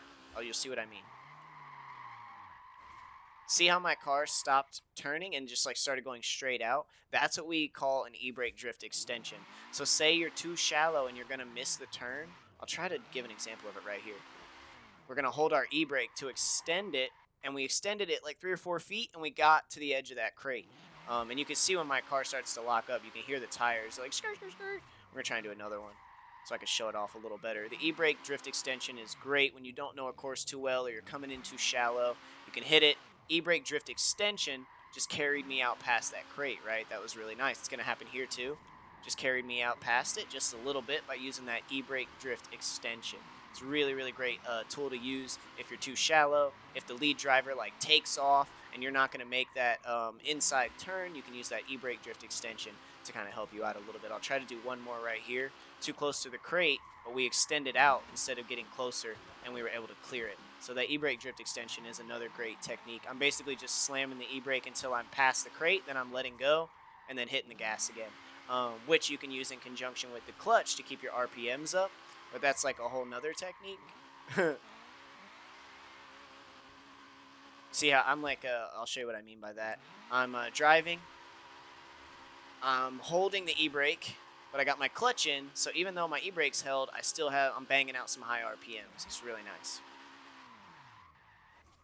Do you do drifting? Yeah, I'm doing all my drifting on controller right now, Hino. This is all on controller. The whole lesson has been on controller because I feel like it's just more easily relatable on controller. Let's try to do one more e-brake drift extension. We had to, actually, just there, so I could get around that corner. See how I dove in a little bit and slid out further? Just to make sure I could make that corner. Yeah, I'm using the controller now. So I was referring to what you talked about, testing different tunes. Oh, okay. I mean, I just find it really crazy that pretty much in every comp where me and you have competed against each other, except the last two, I placed higher than you. Yeah, but it's not that crazy when you think about it, Lasco, because a big part of what fucks people up in competition isn't their skill, it isn't their car, it isn't their technique, it's nerves. It's people getting nervous, people not being able to visualize the win, people not being confident. And I've definitely been there. You've seen me freak out with the nerves. You guys have seen me shaking and breathing heavy in comp. Lasco's put me in a few of those situations where I get real nervous when I drive him because I know he's a good driver. I know we're pretty fairly matched. But he makes a good point. He makes a good point. Whenever I pull the e-brake, my car comes to a halt way too fast than I want it to. So, I don't necessarily know how to turn down e-brake pressure. Is that a thing, guys? Can you alter your e-brake pressure? Because Ezio, a workaround for that would be Sorry, I'm thinking.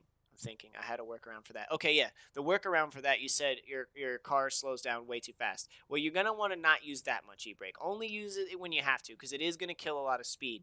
But if you have clutch on, you can keep your clutch pressed while you're e-braking and keep your gas going. So you're not going to get gas, but your RPMs are going to be high. So as soon as you let go of your e-brake and your clutch, then your RPMs are going to be banging and you're going to take right off again. So I definitely, when you're e-braking, you want to make sure or try to get into the habit. I don't always do this, but clutch kicking when you e-brake to keep your RPMs up when you come out of the e-brake. Because yes, when you pull the e-brake, you slow down and you lose RPMs. But if your clutch is pressed and you're holding your gas, you're keeping your RPMs high so that when you let go of the e-brake, your wheels are like, and you're still spinning and you still have power. I hope that helps, and that's a good workaround. Maybe there is a way to adjust it. Oh my god, sorry about that. I just drift. But of course, you've been some fantastic competition. Oh, of course. Don't be sorry, bro. I think it's healthy. Like it wouldn't be fun if I wasn't nervous. Like that's what makes it fun. Is like you're on the line and you gotta perform, and it's great. And even if I lose, it's like I'm coming back next comp with the same mentality.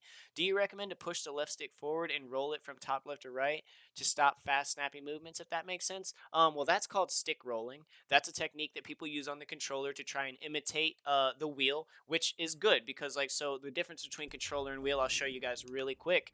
Look at my front tires, right? See how they're like flicking back and forth? Or if I'm drifting, mine are a little bit smoother, right? My steering angle, but they're flicking pretty fast. I guess you're not even seeing them flick. This is my controller, but they're not flicking.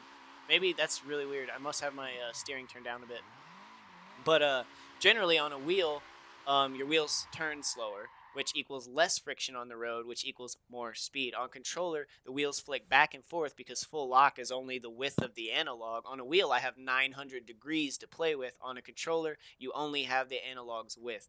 So, what were we talking about? Oh, stick rolling. Yes. So you can if you want to. It's going to make you faster because you're going to be able to keep up with the wheel guys, and your car is going to act more like a wheel car, but you don't necessarily have to. I know a lot of drivers that don't use stick rolling and still compete with me on wheel, right? They just build good cars with good tunes that are able to keep up with me, and they flick with their stick. But stick rolling is a great technique to use. I know.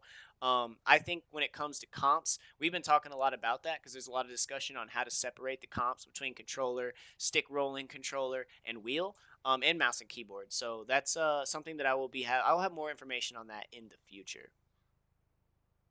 Yeah, sounds like a workaround. Need to play with manual with clutch. Not sure if I'm skilled enough for that. You are skilled enough, right? It just takes practice. Because I felt the same way. I was terrified of driving manual. I was like, I'm not going to be able to remember all that and like have to do all that while I'm driving. But practice, as we know, it makes things perfect. You get to a point where it's more second nature than anything, and drifting really is all about feel. Like, I'm not sitting here constantly thinking about my stats. I'm just like, how's this feel right now? Do I feel like I have traction? Do I feel good? Do I feel like I'm going to spin out? It's really all instinct and feel. So maybe try the clutch kick technique, Ezio. Maybe Google a way to soften the e-brake. I don't think there is a way, and that's why I like when I use it. It's very minimally, right? Like I tap it just a little bit, or I pull it just as much as I need to, and then I try to let go of it because it is going to kill it. They flick with their stick. Interesting to know. Jedi, I shared my R33 tune, my GT. Oh, nice. Thank you so much, Dr. Downs. That's a great mouse and keyboard tune right there, Jedi. It is insane. It keeps up with me on wheel, and it's a mouse and keyboard tune. It's insane. So he runs manual but no clutch too, so you won't have to worry about that. Yeah, I didn't think there was a way to tune your e-brake pressure because essentially an e-brake is full lock, right? If you could tune your e-brake pressure, it would just be a left foot brake. E-brake is locking the wheels, right? Yeah, we're doing a drift lesson. Sorry, buddy. So no open lobby today. We will have an open lobby Friday. What is the date Friday? The 10th? Oh God, I hope not. Please don't be the 10th. Fuck, it is. I might have work Friday, so we might need to push the time of that, but I will figure it out as soon as I know. Actually, 9/12. Okay, pick up. So I'm free on the 10th. It looks like. Oh, sick. I think. I need to read over this a little bit. But yeah, it looks like we're going to have an open drift club Friday. So everybody will be able to come in, open lobby. We'll get our drift club going on. And I want to shout out some of the other streamers out here that are doing that all the time. Jake the Snake's in chat. He's running drift lobbies all the time. We've had Asbra stop by, running drift lobbies, Rec Professor, Warner Bros, DC. Maybe we can tempt Dr. Downs into getting some streams going here in the near future. I know he used to stream in the past. So there's a lot of other drift content, and even people outside of Team Rev, like I said, Rec Professor. But you got Warner Bros, you got DC, you got all these different people streaming. So there's a lot of different shit you can fuck with. We gonna get some doors Friday. Yeah, it's a third gear tune. Yep. Does anybody have anything else they want to talk about? Any questions on anything that maybe I brushed over or wasn't clear on, or you still have some questions on we could talk about? Because I've talked about most of the drift techniques that I want to discuss today, because most of the other stuff is going to go into like a drift tandem camp. But for now, yeah, we've talked about different ways to initiate your drift, ways to control your drift with with e-brake extensions, as we showed. We talked about throttle control and soft braking, which are ways to control it once you're drifting.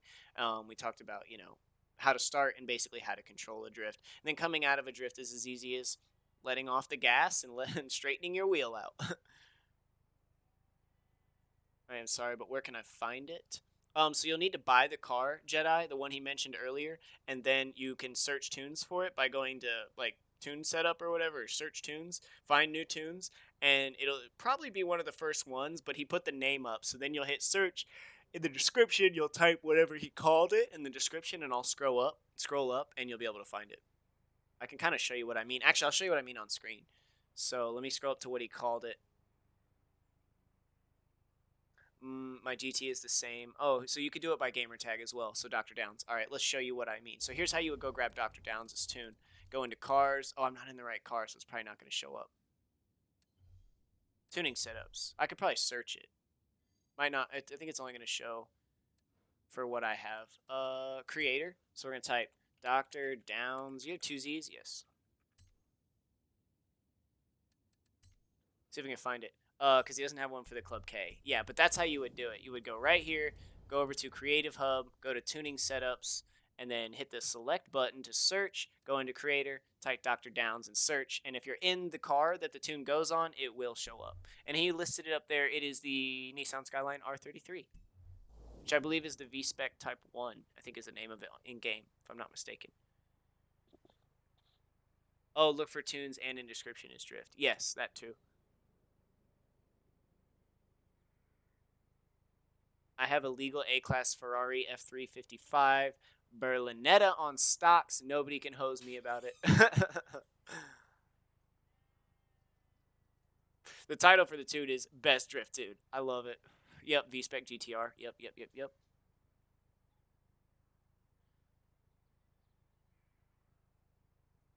True, Jake. Our first team rev mechanic.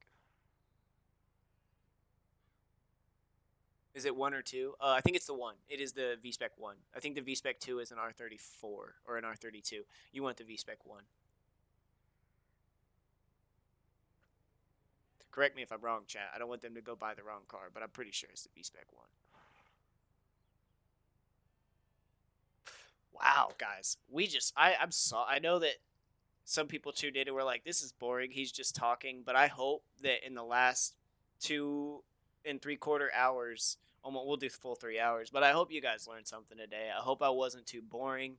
If you have any suggestions for these or things you would like to see, please let me know in the Discord, explanation point Discord. I believe I have a questions and suggestions comment. We also have a gaming chat, so you could type it in gaming chat like, hey, was at the thing. I noticed this. Maybe you should do this. Or, hey, I was at the thing. Loved everything you did. It was perfect. Don't change a thing. Just let me know your opinions. Let me get your feedback on it. If you guys had fun. If I was just talking too much. If I was drowning it out. If you want to see more examples of things as I'm doing them, let me know.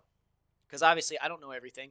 I'm learning quite a bit. That's why my mechanics are here. Jake the Snake, Deshaun plays. Dr. Downs should have the mechanic role. I'll probably just give that to him because he builds a fucking shit ton of good cars now. I mean, he already was, but now he's like sharing them with everybody. Not all of them, of course. We can't get all of his secrets, but we're getting some. Yeah, the V Spec too. He wants the V Spec what?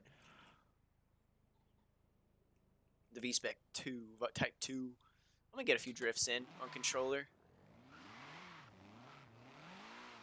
And then if you guys, if we don't have anything else we want to get into, we might go ahead and just check out and look for a raider. Um, yeah. Maybe I'll try and get a drift stream in tomorrow. I don't know if I have plans tomorrow. We'll see what happens. Maybe an extra stream this week because just to give you guys a heads up on what's kind of coming up this month. It's my birthday month, and then I have a bunch of work. So the 15th, 16th, and 17th, I believe the 15th and 17th are Wednesday and Friday.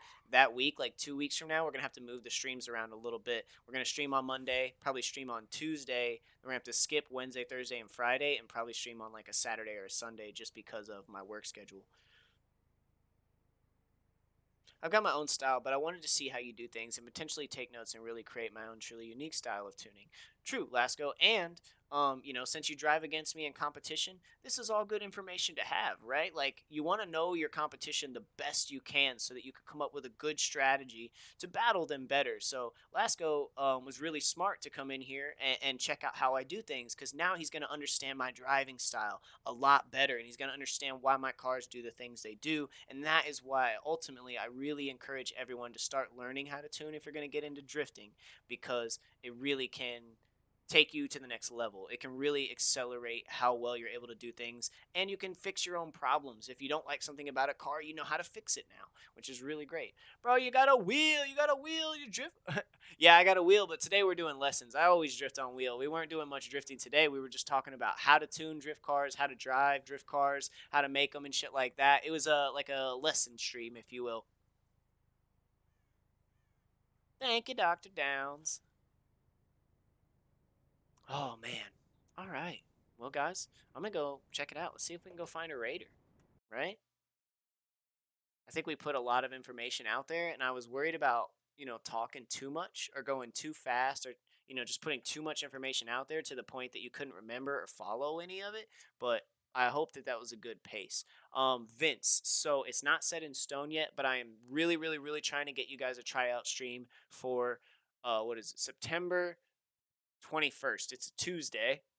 Uh, I think, and I'm really, really, really trying to get a tryout stream for September 21st on a Tuesday because my birthday is the 23rd. I've got two friends flying into LA to spend my birthday with me. It's gonna be really hectic. They're gonna be staying here. I'm gonna be busy with them, but I am trying to do a team rep tryout Tuesday the 21st, and all the specs and stuff are in the Discord, but the rules are subject to change a little bit until we get there because me and the new team rev committee are going to be working out new ways to run tryouts and more efficient ways to run tryouts. So just look for that. I'd say about, I think it's 2.5 weeks away. Thank you so much for. You unfollowed me, Lepeka? That hurts a little bit. Damn. Or is that like a second account? Yeah, it's my birthday on the 23rd. Thanks, man. That was cool to watch. Take it easy. Yeah, of course, dude. Glad you had a good time, and thank you so much for your input, man. You put in a lot of good information in there, so thank you so much. Always got to be open to learning new things, cause you just don't know, dude. I always forget to share my tunes, so I'll start. What'd you say? So I'll start doing so and make a section in Discord for keyboard and mouse drivers. Dr. Downs, that would be incredible, dude. They would really appreciate that. Oh, I understand, Lepeka. Alrighty. It hurts my feelings when you unfollow me, though. I just want to make that clear. I understand that you may be dealing with something emotionally, but it hurts my feelings a little bit. But I love you. Hopefully, you can stick around this time and hang out with us. You missed some Wolfpack streams that were great, girl. Let's find a raider. See what's going on. Oh my god, you guys got me sitting in the top row on Forza. I fucking love you guys. We didn't even do any drifting today, but that makes me feel like the content was good. That we're sitting at some good numbers and people were here to watch it. What do you guys say about blasting a small channel? I really like doing that. Drift practice. He's got 6 viewers. That's my first possible where we might blast him, show up and see what he's doing. Yep, he's in English. Let's do it. I'm going to grab his name. His name is CoolGamer01 and get the raid set up. Let's blast him, guys. Let's check him out. I don't know him, so we got to make sure he's cool. Like, let's watch. Let's hang out. If he starts to seem cool, if he reacts really chill and he's positive, let's start dropping some follows. Let's hook him up. You know what I'm saying? Let's push him a little bit. But that being said, I'm going to turn this down. We'll get that raid going. I want to thank everybody for being here. I had a fucking amazing time working with you guys today. I'm sorry if it dragged on and it was all talk, talk, talk, talk, talk. But I got to hang out with some of my good friends, all of the Team Red members, all the Team Dank members who showed up today, just everybody who showed up to talk about drifting and help build the community. I love you guys very, very, very much. Dr. Downs and my mods, especially for being here and taking care of shit in chat, helping out. Yeah, guys, I'll be back Friday for Open Drift Club lobby. Everybody can come in. Lasco, get your ass there. I want that fucking door, boy. But I'll see you there. I love you guys, and let's go say what's up to Cool Gamer. He looks like he's drifting around. He's got some cams. Very cool room setup. He's got a bunch of pop figures and shit. But let's get this raid going. Yes, let's do it. Let's do it. We're gonna drop it on his head. Show some love, build the community, help out some smaller streamers, because it wasn't that long ago that I was the guy sitting there with 5 viewers. Really not that long ago, like 6 months ago. So let's show this guy some love. I love you guys, and I'll see you Friday. You can catch me in the Discord tomorrow, and in between then, if you have questions, you want to chat, hit me up. If I got time, I'll get back to you. Love you guys. I'm Nova. I'm out of here. Team Red, baby.